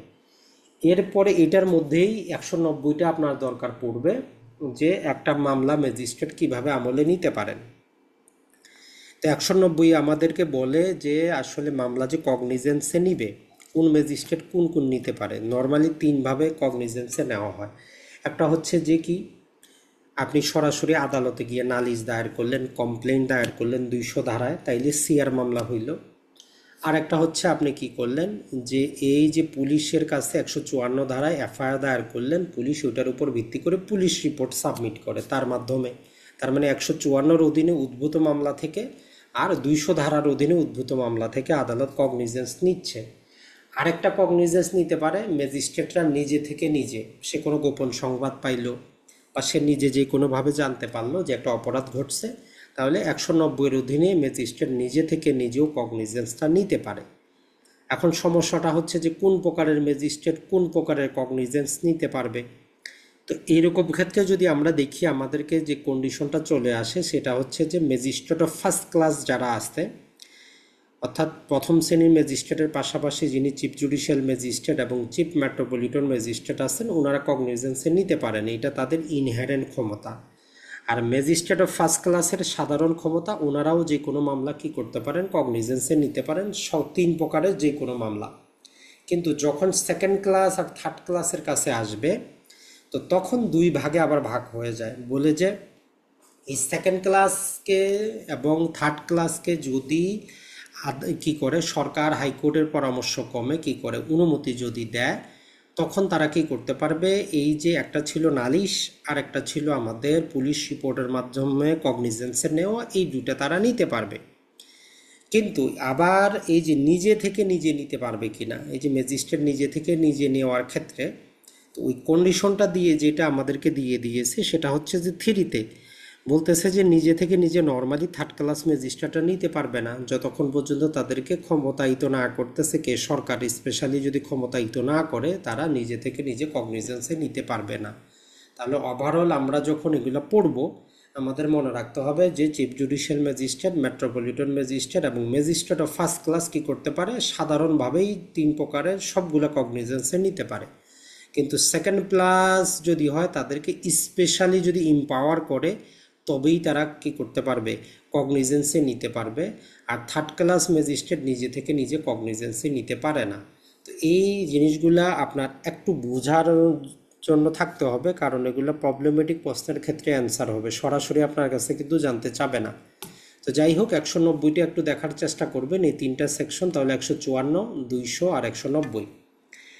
এরপরে 164টা যখন আপনি পড়বেন যে জবানবন্দি রেকর্ড করা, বা আপনাকে বলতে পারে যে 164 ধারা জবানবন্দি বলতে আপনি কি বুঝেন, এইটা নেওয়ার ক্ষমতা কার, এইটা কোন প্রক্রিয়া নেওয়া হয়, এই 164 ধারার অধীনে কি কি করা হয়। তাহলে মূলত 164 ধারার অধীনে 2টা জিনিস করা হয়, একটা হচ্ছে যে কোনো ব্যক্তির বক্তব্য, আর একটা হচ্ছে আসামির দোষ স্বীকার মানে কনফেশন। কারা নিতে পারে, ম্যাজিস্ট্রেট অফ ফার্স্ট ক্লাস মানে প্রথম শ্রেণীর ম্যাজিস্ট্রেট, আর একটা হচ্ছে যে স্পেশালি ক্ষমতাপ্রাপ্ত দ্বিতীয় শ্রেণী। তাহলে অথরিটি হচ্ছে কার, ম্যাজিস্ট্রেট অফ ফার্স্ট ক্লাস, আর সেকেন্ড ক্লাস হইলে স্পেশালি ক্ষমতাপ্রাপ্ত। তো এরকম ক্ষেত্রে তাদের এই যে স্বীকারোক্তি নেওয়ার পদ্ধতিটা বর্ণনা করা আছে, যে একজন ম্যাজিস্ট্রেট যখন স্বীকারোক্তি নিতে যাবেন, উনি অবশ্যই অবশ্যই কি করবেন, আসামিকে বলবেন যে আপনি দোষ স্বীকারে বাধ্য না, আপনি যদি এখানে দোষ স্বীকার করেন এটা আপনার বিরুদ্ধে ব্যবহার করা হবে, এইরকমভাবে উনি করবেন। আর ওই যে আমাদের সিআরপিসির 364-র মতো করে, মানে উনি দোষ স্বীকারটা যেই ভাষায় করবেন, একজন আসামি যদি স্থানীয় কোনো ভাষায় দোষ স্বীকার করে কোট আনকোট ওই শব্দগুলো ইনক্লুড করতে হবে। আর ম্যাজিস্ট্রেট যেই প্রশ্নটা যদি করতে চায় সেইটাও সেখানে ইনক্লুড করা থাকবে। এবং এই 164-র মধ্যে বেয়ার অ্যাক্টের মধ্যে একটা ভাষাও কিন্তু দেওয়া আছে, নর্মালি এটা দরকার হয় না, তারপরেও যদি আপনি দিতে চান ওইটা দিতে পারেন, যে সেখানে ম্যাজিস্ট্রেট সর্বপ্রথম তার নাম লিখে যে আমি এই ম্যাজিস্ট্রেট, এই এত তারিখে এই জায়গায় এই আসামির নাম ঠিকানা, যে তাকে আমি বুঝিয়েছি, বোঝানোর পরে আমি সন্তুষ্ট হয়েছি যে উনি স্বেচ্ছায় নিজের ইচ্ছায় কনফেশনটা করতেছে এবং আইনি প্রক্রিয়া অনুসরণ করে কনফেশন নেওয়া হয়েছে। যদি আপনার বড় প্রশ্ন আসে এইটুকু দিবেন, আর না হলে উপরেরটুকু দিলেই যথেষ্ট, যে 164-র অধীনে ব্যক্তির জবানবন্দি অথবা আসামির দোষ স্বীকার ম্যাজিস্ট্রেট অফ ফার্স্ট ক্লাস অথবা স্পেশালি ক্ষমতাপ্রাপ্ত সেকেন্ড ক্লাস কি করেন, 164-র অধীনে জবানবন্দিটা গ্রহণ করেন। এখন এই 164 ধারা জবানবন্দিটা আমরা বলেছি কি এটা একটা সাবস্ট্যান্টিভ এভিডেন্স কিনা। তো মূলত এর ব্যাখ্যাটাও আমরা সেখানে দিয়েছি যে শুধুমাত্র এই 164 ধারা জবানবন্দিটা নিজে একাই কোনো সাবস্ট্যান্টিভ এভিডেন্স কিন্তু না। কী জন্য না সেটারও কারণ আমরা হ্যান্ডনোটে দিয়ে দিয়েছি, সেখান থেকে দেখবেন। তবে হ্যাঁ, এইটা একটা সাপোর্টিং অবশ্যই ডকুমেন্ট, তবে এই শুধুমাত্র আসামির জবানবন্দিটাই কিনা একমাত্র কোনো সাবস্ট্যান্টিভ এভিডেন্স হইতে পারে না, এই জিনিসটা মনে রাখবেন। এরপরে 167টা মনে রাখবেন যে রিমান্ডটা কারা দিতে পারতেছে, কত দিনের জন্য দিতে পারতেছে। তাহলে রিমান্ডের ক্ষেত্রেও ম্যাজিস্ট্রেট অফ ফার্স্ট ক্লাস অথবা স্পেশালি ক্ষমতাপ্রাপ্ত সেকেন্ড ক্লাস। আর হচ্ছে একসাথে সর্বোচ্চ হচ্ছে আমাদের কতদিন, ম্যাক্সিমাম 15 দিন। এই জিনিসটা একটু মনে রাখবেন। আর 173-এর ক্ষেত্রে যেটা মনে রাখবেন, টোটাল প্যাকেজটা মনে রাখবেন যে পুলিশ তার তদন্ত সম্পন্ন করে 173 অধীনে রিপোর্ট সাবমিট করে। এখন এই রিপোর্ট সাবমিটটা নর্মালি এখানে যদিও বলা নাই, তারপরেও যেহেতু লিখিত পরীক্ষা, আপনি মনে রাখবেন যে ওই রিপোর্টে যদি পুলিশ যদি অপরাধের অস্তিত্ব পায় তাহলে তারা চার্জশিট আকারে সাবমিট করে, হেডিং দিয়ে দেয় চার্জশিট। আর যদি অপরাধের অস্তিত্ব না পায় তাহলে তারা ফাইনাল রিপোর্ট আকারে সাবমিট করে। এখন এই পুলিশ রিপোর্টে যদি কেউ কি হয়, সংক্ষুব্ধ হয়, যদি কোনো পক্ষ সংক্ষুব্ধ হয় তাহলে সে কী করে, আমরা জানি 173-এর অধীনে নারাজি পিটিশন দিতে পারে যে এই তদন্তে সে সন্তুষ্ট না। তো ওই নারাজি পিটিশন যিনি দিচ্ছেন, দেওয়ার মূল কারণটা কি? মূল কারণ হচ্ছে যে আদালত যাতে ওই রিপোর্টের বিষয়ে কর্ণপাত না করে মামলা কগনিজেন্সে নেয় অথবা অন্য কোনো সরকারি অথরিটির মাধ্যমে আবার পুনরায় নতুন করে ইনভেস্টিগেশন করায়। তো এইটা হচ্ছে যে নারাজি পিটিশন দেওয়ার ধারা এবং মূল কারণটা। আর একটা মামলার একবার চার্জশিট সাবমিট করার পরেও আদালতের আদেশ ছাড়াও ওই পুলিশ অফিসার চাইলে ফার্দার ইনভেস্টিগেশন করতে পারে এবং পরবর্তীতে সাপ্লিমেন্টারি চার্জশিটও সাবমিট করতে পারে।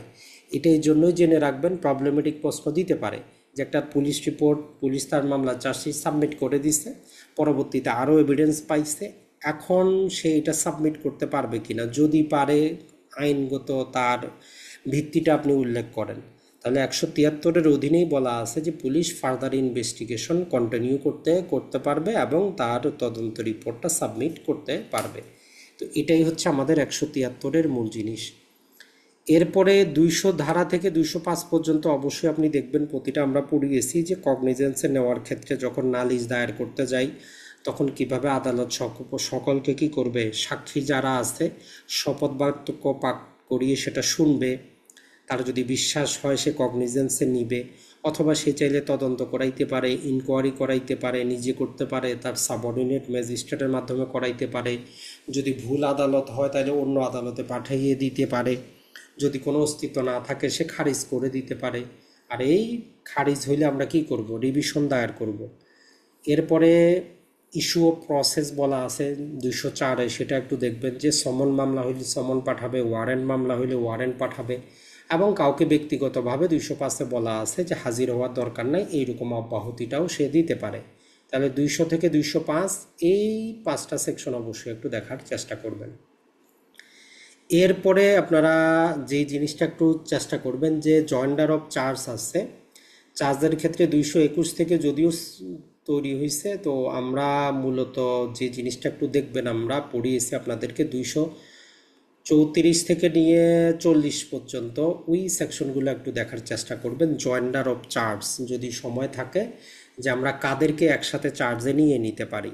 বেসিক নিয়ম হচ্ছে পৃথক মামলা, পৃথক চার্জ, পৃথক বিচার। এটা হচ্ছে বেসিক নিয়ম যে প্রতিটা মামলায় পৃথক অপরাধ হয়েছে, পৃথক চার্জশিট গঠন করব, পৃথক পৃথক আমরা বিচার করব।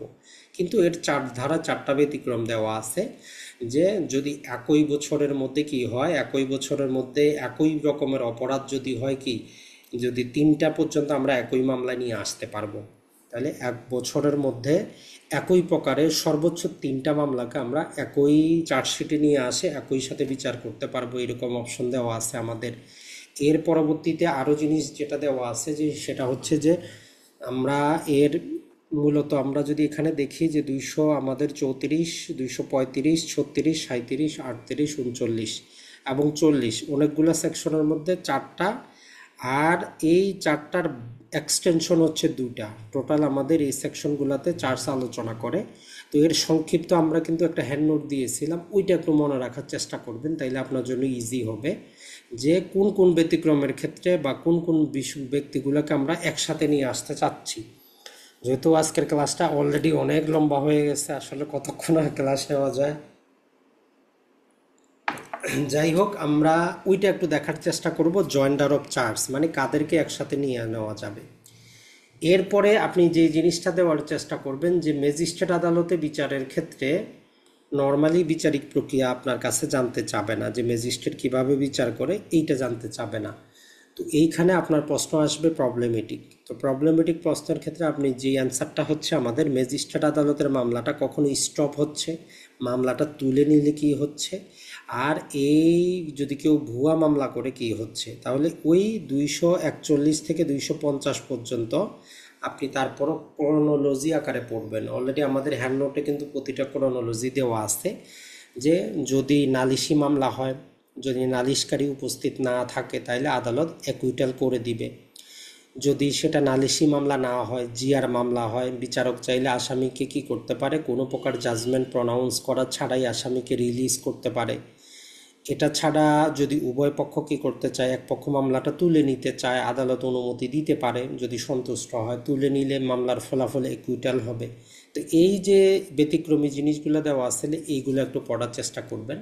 পাশাপাশি ম্যাজিস্ট্রেট কত ধারায় ডিসচার্জ দিচ্ছে, কত ধারায় একুইট করতেছে, আর ফৌজদারি আদালতের ক্ষেত্রে দায়রা আদালত কত ধারায় ডিসচার্জ দিচ্ছে আর কত ধারায় একুইটাল করতেছে, ওইটা একটু দেখার চেষ্টা করবেন। 265 এ থেকে নিয়ে এল পর্যন্ত ক্রোনোলজি আকারে পড়ার চেষ্টা করবেন।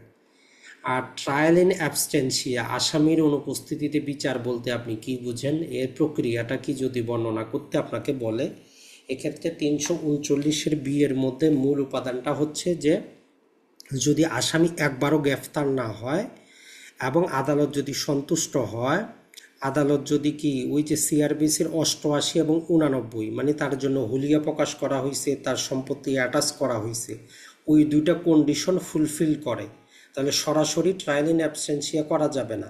তার জন্য হুলিয়া জারি করতে হবে, হুলিয়ায় আসে নাই, তার সম্পত্তি অ্যাটাচ করতে হবে, তারপরেও আসে নাই, তারপরে আপনি শুরু করবেন ট্রায়াল ইন অ্যাবস্টেন্সিয়া। তো এটার জন্য আবার বলতেছে যে বহুল যে প্রচারিত দুইটা বাংলা পত্রিকায় কি করতে হবে আপনাকে, ওই তার কত দিনের মধ্যে বিচারটা শুরু হবে সে যাতে আসে এই রকম হুলিয়া দিতে হবে। তো এই যে বহুল প্রচারিত দুইটা বাংলা পত্রিকা, এটাই হচ্ছে মূল জিনিস। আর আসামি যদি একবার গ্রেপ্তার হওয়ার পরে পালিয়ে যায় তাহলে এই প্রক্রিয়ার দরকার নাই। ট্রায়াল ইন অ্যাবসেন্সিয়ার মূল কথা হচ্ছে আসামি একবারও গ্রেফতার হয় নাই, আপনি ওগুলো অনুসরণ করেন। একবার সে গ্রেফতার হয়েছে, জামিনে যাওয়ার পরে পালিয়ে গেছে, তাইলে এই প্রক্রিয়ার দরকার নাই, মানে পত্রিকায় বিজ্ঞপ্তি দেওয়ার দরকার নাই, আপনি মামলা শুরু করে দেন। এরপরে 403টা অবশ্যই পড়বেন, ডবল জিওপার্ডি, দোবারা দোষ যেটাকে আমরা বলি। তো এটার ক্ষেত্রে আমরা আপনাদেরকে ডিটেইলে পড়িয়েছি যে এখানে অনেকগুলা 5টা সাবসেকশন আছে 403-এর। 1 নাম্বারটাই শুধু বলে যে দ্বিতীয়বার বিচার করা যাবে না যদি উপযুক্ত আদালত কর্তৃক বিচার্য হয়, কিন্তু ব্যতিক্রমগুলো কি বলে যে বিচার করা যাবে দ্বিতীয়বার। তো ওগুলো আমরা শর্ট নোট দিয়েছি, সেটা একটু দেখার চেষ্টা করবেন 403 থেকে। এরপরে আপিল থেকে 407টা দেখবেন, ম্যাজিস্ট্রেটের বিরুদ্ধে কোথায় যাবেন, চিফ জুডিশিয়াল ম্যাজিস্ট্রেটে। 408-এ দেখবেন ফার্স্ট ক্লাস ম্যাজিস্ট্রেটের বিরুদ্ধে কোথায় যাবেন। 410-এ আপনি দেখবেন দায়রা আদালতের বিরুদ্ধে কোথায় যাবেন। তো এগুলা হচ্ছে যে দণ্ডের বিরুদ্ধে, যদি আমরা দেখি যে এটা হচ্ছে যে ব্যক্তিকে দণ্ড দেওয়া হয়েছে তার বিরুদ্ধে আপিল। এখন ব্যক্তিকে যদি খালাস দেওয়া হয় 417 আর 417 এতে বলে অপর্যাপ্ত দণ্ড, এই জিনিসটা একটু দেখবেন, এটাই গুরুত্বপূর্ণ। আর রিভিশন রিলেটেড 4টা সেকশন আছে গুরুত্বপূর্ণ। রিভিশন জিনিসটা কি, এটা 435 আর 36 আলোচনা করে যে রিভিশন জিনিসটা কি। তো এর মূল জিনিসটা আমরা পড়িয়েছি কি, আপনি পিএলসি মনে রাখবেন, পাবলিক লিমিটেড কোম্পানির ক্ষেত্রে পিএলসিটা যদি আপনি মনে রাখতে পারেন, আপনি রিভিশন কেন করা হয়, ফৌজদারি রিভিশন, এটা আমরা বুঝতে পারবো। সিতে হচ্ছে কারেক্টনেস যাচাই করার জন্য, এলতে হচ্ছে লিগ্যালিটি যাচাই করার জন্য, পিতে হচ্ছে প্রপার্টি যাচাই করার জন্য, যে নিম্ন আদালত যে একটা জাজমেন্ট, একটা যেই প্রকার আদেশ বা অর্ডার বা দণ্ড দিল তার লিগ্যালিটি ঠিক আছে কিনা, প্রপার্টি ঠিক আছে কিনা, কারেক্টনেস ঠিক আছে কিনা, অথবা যে কোনো ফাইন্ডিং যেটা তারা নিয়েছে সেটা ঠিক আছে কিনা, এইগুলো যাচাই করার জন্যই উচ্চ আদালত কি করতে পারে, নিম্ন আদালতের নথি তলব করে যাচাই বাছাই করে ঠিক করে দিতে পারে। আর 439-এ মনে রাখবেন যে হাইকোর্ট রিভিশন করতেছে, আর 439-এর দায়রা জজ রিভিশন করতেছে, এখানে দায়রা আদালত না। তাহলে দায়রা জজ একজন ব্যক্তি শুধু, এইটা একটু মনে রাখবেন, এইটা একটু পড়ার চেষ্টা করবেন। অলরেডি আমাদের হ্যান্ড নোট দেওয়া আছে, একটু দেখবেন। পাশাপাশি 491-তে চলে যাবেন। হেবিয়াস কর্পাস প্রকৃতির রিটটা 5 ধরনের ক্ষেত্রে কি করতেছে আদেশ দেওয়া যায়, ওই 5টা কারণ একটু মনে রাখার চেষ্টা করবেন। যে কোনো ব্যক্তিকে উপস্থিত করার জন্য, জেলে বন্ধ থাকলে তাকে আদালতে সাক্ষী দেওয়ার জন্য, যে কোনো ব্যক্তিকে এক হেফাজত থেকে অন্য হেফাজতে ট্রান্সফার করার জন্য। তো এরকম 5টা কারণ দেওয়া আছে যে কেন আদালত হেবিয়াস কর্পাস প্রকৃতির আদেশ দিতে পারে। এইটা একটু দেখে নেওয়ার চেষ্টা করবেন। এরপরে জামিনের জিনিসটা কম্বাইন প্যাকেজ আমরা পড়িয়েছি, যে জামিনযোগ্য মামলা হইলে 446-এ আপনি জামিন অযোগ্য হইলে 497-তে যাবেন। আর আগাম জামিন বলে কিছুই নেই। হাইকোর্ট যেটা করে 498 ধারা প্রয়োগ করে তারা আগাম জামিনটা দেয়। যদিও 498 হচ্ছে আমাদের মামলার যে বন্ড নির্ধারণ করে, বন্ডটা কমানোর ক্ষমতা। তো সেই 498-তে একটু বলতেছে যে আদালত কি করতে পারে, যে কোনো ব্যক্তিকে জামিন গ্রান্ট করতে পারে এবং বন্ডের যে অ্যামাউন্ট সেটা কম করে দিতে পারে। দায়ের আদালতও পারে, হাইকোর্টও পারে। তো 498 দ্বারাই মূলত আমাদের বর্তমানে অ্যান্টিসিপেটরি বেল বা আগাম জামিনটা দেওয়া হয়। তো 96 থেকে 98 এই কনসেপ্টটা একটু দেখার চেষ্টা করবেন। এরপরে মামলা ট্রান্সফার রিলেটেড শুধু 2টা সেকশন দেখবেন। একটা হচ্ছে যে হাইকোর্ট কি কারণে মামলাটা ট্রান্সফার করে, 426-এ বলা আছে। আর আমাদের এই যে দায়রা জজ কি কারণে মামলাটা কার কাছে ট্রান্সফার করতেছে, 426-এর বি। এই 2টা সেকশনই গুরুত্বপূর্ণ, অন্যগুলো আমাদের দরকার নেই। আর 539-এর বি, এখানে লোকাল ইন্সপেকশন বলে একটা শব্দ ব্যবহার করা আছে, যে লোকাল ইন্সপেকশন জিনিসটা কি। তো মূলত যে কোনো ফৌজদারি মামলায় কি করতে পারে, ফৌজদারি আদালতের যে কোনো বিচারক ঘটনা যেই স্থানে ঘটেছে ওই ঘটনাস্থল, ওই ঘটনার সম্পত্তি, ওই রিলেটেড বাস্তবে গিয়ে পরিদর্শন করতে পারে। একটা মেমোরান্ডাম সে তৈরি করে আসে, সেটা রাষ্ট্রপক্ষকে এবং যে আসামি পক্ষকে সে প্রোভাইড করবে, যে এই ঘটনাস্থলে যাওয়ার পর উনি এই জিনিসগুলো প্রত্যক্ষ করছে, এই হচ্ছে কন্ডিশন। তাহলে এই কনসেপ্টটা একটু জাস্ট মনে রাখবো, যে লোকাল ইন্সপেকশন। আর 561-এর আমরা বলেছি যে এটার মূল আপনি মনে রাখবেন যে কোয়াশমেন্ট, বা আমরা মনে রাখবো ফৌজদারি আদালতের ইনহেরেন্ট ক্ষমতা। এখানে মূলত আমাদের যে কাজটা করা হয়, যে শুধুমাত্র হাইকোর্ট কি করতে পারে, ফৌজদারি মামলায় ইনহেরেন্ট ক্ষমতা প্রয়োগ করতে পারে। তো ওই ইনহেরেন্ট ক্ষমতা প্রয়োগ করে যখন একটা এফআইআরকে বা একটা মামলাকে যখন শুরু থেকেই বাদ করে দেয়, ওইটাকে আমরা বলি যে কোয়াশমেন্ট। এটা একটা ল্যাটিন শব্দ, এরা হচ্ছে যে শুরু থেকেই শেষ করে দেওয়া। তো এই জন্য আপনার যদি চলে আসে যে কোয়াশমেন্ট জিনিসটা কি, কোয়াশমেন্ট আদালত কোন ধারার অধীনে করে, মূল কথাটা হচ্ছে 561 এর অধীনে আদালতের ইনহেরেন্ট ক্ষমতা প্রয়োগ করে। তো এই রকম ক্ষেত্রেও আমরা কি করব, এখানেও আমাদের 3টা জিনিস দেওয়া আছে, যে এই কাজগুলো করার ক্ষেত্রে ন্যায় বিচারের জন্য, আদালতের প্রসেসকে যাতে কেউ অ্যাবিউজ না করে, আদালতের আদেশকে কার্যকর করার জন্য এই 561-র অধীনে শুধুমাত্র হাইকোর্ট ফৌজদারি ক্ষেত্রে ইনহেরেন্ট ক্ষমতা প্রয়োগ করতে পারে। এইটা একটু মনে রাখবেন। আর সিপিসিতে ছিল শুধুমাত্র হাইকোর্ট না, যেই কোনো দেওয়ানি আদালত সে ইনহেরেন্ট ক্ষমতা প্রয়োগ করতে পারে। সর্বশেষ চলে আসি আমরা পেনাল কোড 1860। সহজে 2টা কনসেপ্ট মনে রাখবেন। 34 ধারায় কমন ইন্টেনশনটার ক্ষেত্রে একটা জিনিস মনে রাখবেন, কমন ইন্টেনশনটা তাৎক্ষণিকও হইতে পারে।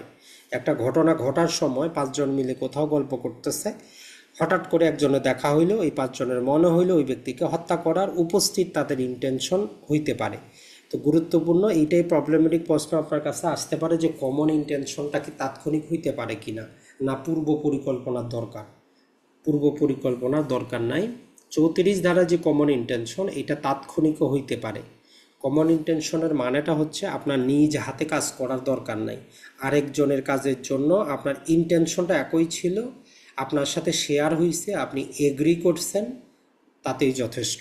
যেমন আমরা এই রিলেটেড একটা কেস ল আপনাদেরকে দিয়েছিলাম, যে একটা পোস্ট অফিসে ডাকাতি করার জন্য গিয়েছিল, যিনি ড্রাইভার ছিলেন উনি গাড়িতে ছিলেন, উনি জানেন ডাকাতি করার জন্যই তারা আসতেছে। তো 2 জন ভিতরে ঢুকছে, পোস্টমাস্টারকে হত্যা করছে, ড্রাইভার গাড়িতেই ছিল, যারা হত্যা করছে তারা পালিয়ে গেছে। ড্রাইভার পরবর্তীতে ধরা খাওয়ার পরে আদালতে বলতেছে যে আমি তো মারি নাই। তো আদালত বলতেছে যে আপনার কমন ইন্টেনশন ছিল আপনি ডাকাতি করবেন। এখন এই তিনজনের অন্যজন যদিও কাজ করে, কমন ইন্টেনশনের কারণে আপনি হত্যা মামলায় অভিযুক্ত, মানে হত্যাটা আপনি নিজে গিয়ে করছেন, তার মানে আপনার নিজ হাতে কাজ করার দরকার নাই। এই জিনিসটা হচ্ছে 34-এর মূল জিনিস। আর 149টা কমন অবজেক্ট, যেটা বুঝতে হলে আগে 141 ধারাটা একটু বুঝবেন যে আনলফুল অ্যাসেম্বলি কি। তো মূলত আনলফুল অ্যাসেম্বলি বললে আমাদের চোখের সামনে আসে যে কোথাও মিছিল মিটিং হবে, আসলে এরকম না। মিছিল মিটিংয়ের কোনো দরকার নাই। আপনারা 5 অথবা 5-এর অধিক ব্যক্তি মিলে যদি কোনো প্রকার কাজে বাধা দেন, কোন কাজে 141-এ বলা আছে যে পুলিশ কোনো কাজ করতে আসছে, পুলিশের কাজে বাধা দিয়েছেন, কোনো অপরাধ করতে কোথাও গেছেন, ওগুলোকেও আমরা বলবো আনলফুল অ্যাসেম্বলি। তাহলে এই 149 বুঝতে হলে আগে 141টাকে একটু ভালো করে পড়বেন, এর কনসেপ্টটা দরকার আছে। এইটা থেকে আপনি কমন অবজেক্টটা বুঝতে পারবেন। এরপরে আমরা যে কাজটা আপনাদেরকে গত ক্লাসেও পড়িয়েছি, যে প্রাইভেট ডিফেন্সের ক্ষেত্রে 96 থেকে 106, যে আত্মরক্ষার অধিকার কি, কোন কোন ক্ষেত্রে আত্মরক্ষার অধিকার নাই, কোন কোন ক্ষেত্রে আছে, বডি রক্ষার ক্ষেত্রে, কোন কোন ক্ষেত্রে প্রপার্টি রক্ষার ক্ষেত্রে, যেটা 96 থেকে 106-এর মধ্যে আমরা পাবো। ওইটা একটু ভালো করে পড়বেন, গত ক্লাসে আমরা পড়িয়েছি। এরপরে সরাসরি চলে যাবেন যে 299 থেকে 304, এই প্রতিটা সেকশনে গুরুত্বপূর্ণ, যে আমাদের কালপেবল হোমোসাইড এবং মার্ডার, কখন কালপেবল হোমোসাইড মার্ডার হচ্ছে আর কখন হয় না, এর গুরুত্বপূর্ণ জিনিসগুলো দেখার চেষ্টা করবেন। অলরেডি আমরা হ্যান্ড নোট প্রোভাইড করেছি। এরপরে এইবারের পরীক্ষায় প্রপার্টি রিলেটেড অপরাধের ক্ষেত্রে চুরি এবং বলপূর্বক আদায়, এর প্রতিটা সেকশনই পড়বেন, একটা সেকশনও বাদ দেওয়ার সুযোগ নাই। তো 378 থেকে নিয়ে 382 এগুলো মূলত চুরি রিলেটেড কথাবার্তা বলে, চুরির উপাদান, চুরির ব্যাখ্যা এবং চুরির শাস্তি। আর এইখানে বলপূর্বক আদায় এর যাবতীয় কথাবার্তা বলে। আর যদি আপনি এই দুইটা যদি আপনার ভালো করে জানা থাকে, তাইলে এই দুইটা থেকে আমাদের দস্যুতা সৃষ্টি হয়, আর দস্যুটা 5জন ব্যক্তি মিলে করলে ডাকাতি হয়, ওইটা একটু দেখার চেষ্টা করবেন। কিন্তু মূল হচ্ছে আপনার চুরিটা আর বলপূর্বক আদায়টা। আর ওই দুইটা জিনিস কখন দস্যুতা হবে, ওইটার জন্য আমরা বলেছি যে চুরি করার 3টা সময় যদি ব্যক্তি 3টা কাজ করে, ওই চুরিটার চুরি থাকে না, দস্যুতা হয়ে যায়।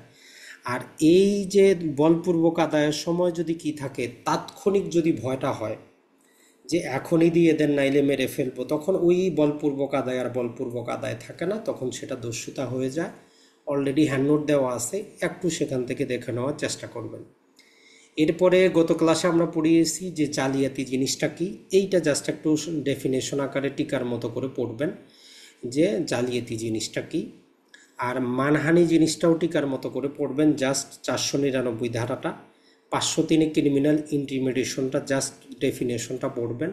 আর 511টা পড়বেন, যে যেই মামলার আমাদের কি দেওয়া নাই, অ্যাটেম্প করার শাস্তি দেওয়া নাই, সেগুলো আমরা ধরে নিব যদি মূল মামলার অর্ধেক। এই 511টা দেখবেন। আর 141টা অবশ্যই টিকার মতো করে দেখবেন, আনলফুল অ্যাসেম্বলি জিনিসটা কি। 107-এও বিস্তারিত যাওয়ার দরকার নাই, জাস্ট যে আমাদের অ্যাবার্টমেন্ট জিনিসটা কি। এক্ষেত্রেও এসিআই কোম্পানিটা মনে রাখবেন, যে যদি আপনি কাউকে কি করেন, ইনস্টিগেশন করেন, কারোর সাথে কনস্পিরেসি করেন, কাউকে এইড করেন, তাহলে আমরা কি বলবো যে আপনি অ্যাবার্টমেন্ট করছেন বা অপসহায়তা করছেন। আর 120-এর এটা একটু দেখবেন, 120-এর এ হচ্ছে যে ক্রিমিনাল কনস্পিরেসি জিনিসটা কি। তো ক্রিমিনাল কনস্পিরেসিতে মূলত দুইটা জিনিস আছে, যদি আইনগতভাবে একটা কাজ অপরাধ, একটা অফেন্সের জন্য আপনি কি করেন, কোনো ষড়যন্ত্র করেন, কাজ করার দরকার নাই, ওই ষড়যন্ত্রে এগ্রি হওয়ার সাথে সাথে আপনি অপরাধী। আর যদি একটা বৈধ কাজ হয়, কাজটা বৈধ কিন্তু আপনি কাজ করার প্রক্রিয়া হচ্ছে অবৈধ, তখন যতক্ষণ আপনি এগ্রি করলেন এটা অপরাধ না। কিন্তু যখনই ওই এগ্রিমেন্টের বিপরীতে গিয়ে কিছু কাজ করা শুরু করলেন, যেমন আপনি একজন মেয়েকে বিবাহ করবেন, তো আপনি এই আরেকজনের সাথে আপনি চুক্তি করলেন যে তাকে আমি বিবাহ করব, তো বিবাহটা বৈধ কাজ, এটাতে কোনো অপরাধ না। কিন্তু আপনি কাজটা করবেন অবৈধ প্রক্রিয়া, মেয়েটাকে অপহরণ করে নিয়ে আসে কাজটা করবেন। যখনই ওই অপহরণ করার জন্য একটা গাড়ি নিলেন, যখনই সেখানে যাওয়া শুরু করলেন, বা কোনো না কোনোভাবে ওই অপহরণটা করার জন্য আপনি অগ্রসর হইলেন, তখনই অপরাধ হয়ে যাবে। ক্রিমিনাল কনস্পিরেসির 120-এর এ অংশটুকু একটু পড়ার চেষ্টা করবেন। আরেকটা জিনিস যেটা আছে আমাদের, যে 403 আর 404, এখানে আমাদের ক্রিমিনাল মিস অ্যাপ্রোপ্রিয়েশন দেওয়া আছে, যে অপরাধমূলক সম্পত্তি আত্মসাৎ জিনিসটা কি। 403-এ জীবিত ব্যক্তির, 504-এ মৃত ব্যক্তির। অলরেডি আমরা ছোট করে পড়িয়েছি, ওইটা একটু দেখার চেষ্টা করবেন। আর এই চিটিং, এই জিনিসটা একটু দেখার চেষ্টা করবেন। আর চিটিংয়ের সাথে যখন সম্পত্তি ট্রান্সফার হবে 420 চলে আসবে, তাহলে 415 আর 420টা একটু দেখার চেষ্টা করবেন। সর্বশেষ চলে আসি বার কাউন্সিল অর্ডার এবং রুলসের ক্ষেত্রে। সবচেয়ে গুরুত্বপূর্ণ হচ্ছে এর গঠনটা, যেটা আমরা বললাম যে বার কাউন্সিল জিনিসটা কি, কিভাবে গঠিত হয়, কতজন সদস্য, যেটা অলরেডি আমরা জানি, এবং তার কার্যাবলী, বার কাউন্সিল কি কি কাজটা করে। এরপরে ট্রাইব্যুনালের গঠন, কিভাবে ট্রাইব্যুনাল গঠিত হয়, এবং এই ট্রাইব্যুনালের বিচার প্রক্রিয়াটা গুরুত্বপূর্ণ। এরপরে হচ্ছে যে বিধি থেকে একটা জিনিস পড়বেন, যে 91 বিধিতে দেওয়া আছে যে ট্রাইব্যুনালের যে বার কাউন্সিলের সদস্য পদগুলো শূন্য হওয়ার কারণটা কি, কি কি কারণে বার কাউন্সিলের সদস্যপদ শূন্য হয়। আর আইনজীবীদের 42টা আপনার আচরণবিধি দেওয়া আছে, যতটা পারেন মনে রাখবেন। তবে সবচেয়ে গুরুত্বপূর্ণ হচ্ছে প্রথমে 11টা মনে রাখবেন। এই 11টা আপনার কাছে চাইতে পারে যে একজন আইনজীবী হিসাবে আরেকজন আইনজীবীর প্রতি কী আপনার কর্তব্য, লিখেন। বাকিগুলোও গুরুত্বপূর্ণ, অবশ্যই অবশ্যই আপনি দেখবেন। তবে এই 11টা নাম্বার সহকারে মনে রাখার চেষ্টা করবেন। অথবা আপনার কাছ থেকে চাইতে পারে যে কোনো একটা ঘটনা উল্লেখ করে দিয়ে যে এদের বিরুদ্ধে আপনি কি করেন, বার কাউন্সিলে একটা অভিযোগপত্র দায়ের করেন। তাহলে আমরা জানি আইনজীবীর বিরুদ্ধে অভিযোগটা দায়ের করার ক্ষেত্রে আপনাকে 1000 টাকা ফি পরিশোধ করতে হয়, একটা এফিডেভিট সাবমিট করতে হয়, আবেদনটা বার কাউন্সিল বরাবর করতে হয়। বার কাউন্সিল যদি মনে করে গ্রাউন্ড আছে, তারা বার ট্রাইব্যুনালে পাঠাবে। বার ট্রাইব্যুনালের সভাপতি আবার একজনকে দায়িত্ব দিতে পারে প্রাথমিকভাবে তথ্য উপাত্ত সংগ্রহ করার জন্য, এবং আপনাকে মানে অভিযুক্ত অ্যাডভোকেটকে এবং অ্যাটর্নি জেনারেলকে উনি নোটিশ করবেন। আর বিধি থেকে আমরা জানি যে ওই অভিযোগটা পাওয়ার পর 21 দিনের কমের মধ্যে অবশ্যই কি করবেন না, নোটিশ করবেন না। 21 দিন, অ্যাটলিস্ট 21 দিন সময় অভিযুক্ত আইনজীবীকে যে নোটিশটা দিবেন, দেওয়ার পর অ্যাটলিস্ট 7 দিনের ওনাকে সময় দিবেন যে উনি আত্মপক্ষ যাতে কি করতে পারে, ডিফেন্সটা নিতে পারে। এই ছোট ছোট জিনিসগুলো যদি আপনার মনে থাকে, তাহলে অবশ্যই অবশ্যই আপনি প্রশ্নটা যেভাবেই তারা করুক আপনি লিখতে পারবেন। আর একটা জিনিস মনে রাখবেন, অতিরিক্ত লেখার চাইতে উচিত হচ্ছে আপনি সঠিকটা লিখেন, কম লিখেন। বেশি লিখলে নাম্বার বেশি পাবেন এমন কোনো কথা না। আপনি ধারা নাম্বারটা ঠিক রাখে, যদি আইনের নামটা ঠিক রাখে লিখতে পারেন, ইনশাল্লাহ অবশ্যই পাস করবেন। আর নিজের কনফিডেন্সটা অবশ্যই রাখবেন, যেহেতু আপনি এমসিকিউ পাস করছেন, অবশ্যই আপনি আইন জানেন। এখন হচ্ছে জাস্ট ওইটা লিখিত আকারে কিভাবে লিখতে হবে, এই জিনিসটাকে আপনার কি করতে হবে, সেখানে ফুটিয়ে তুলতে হবে।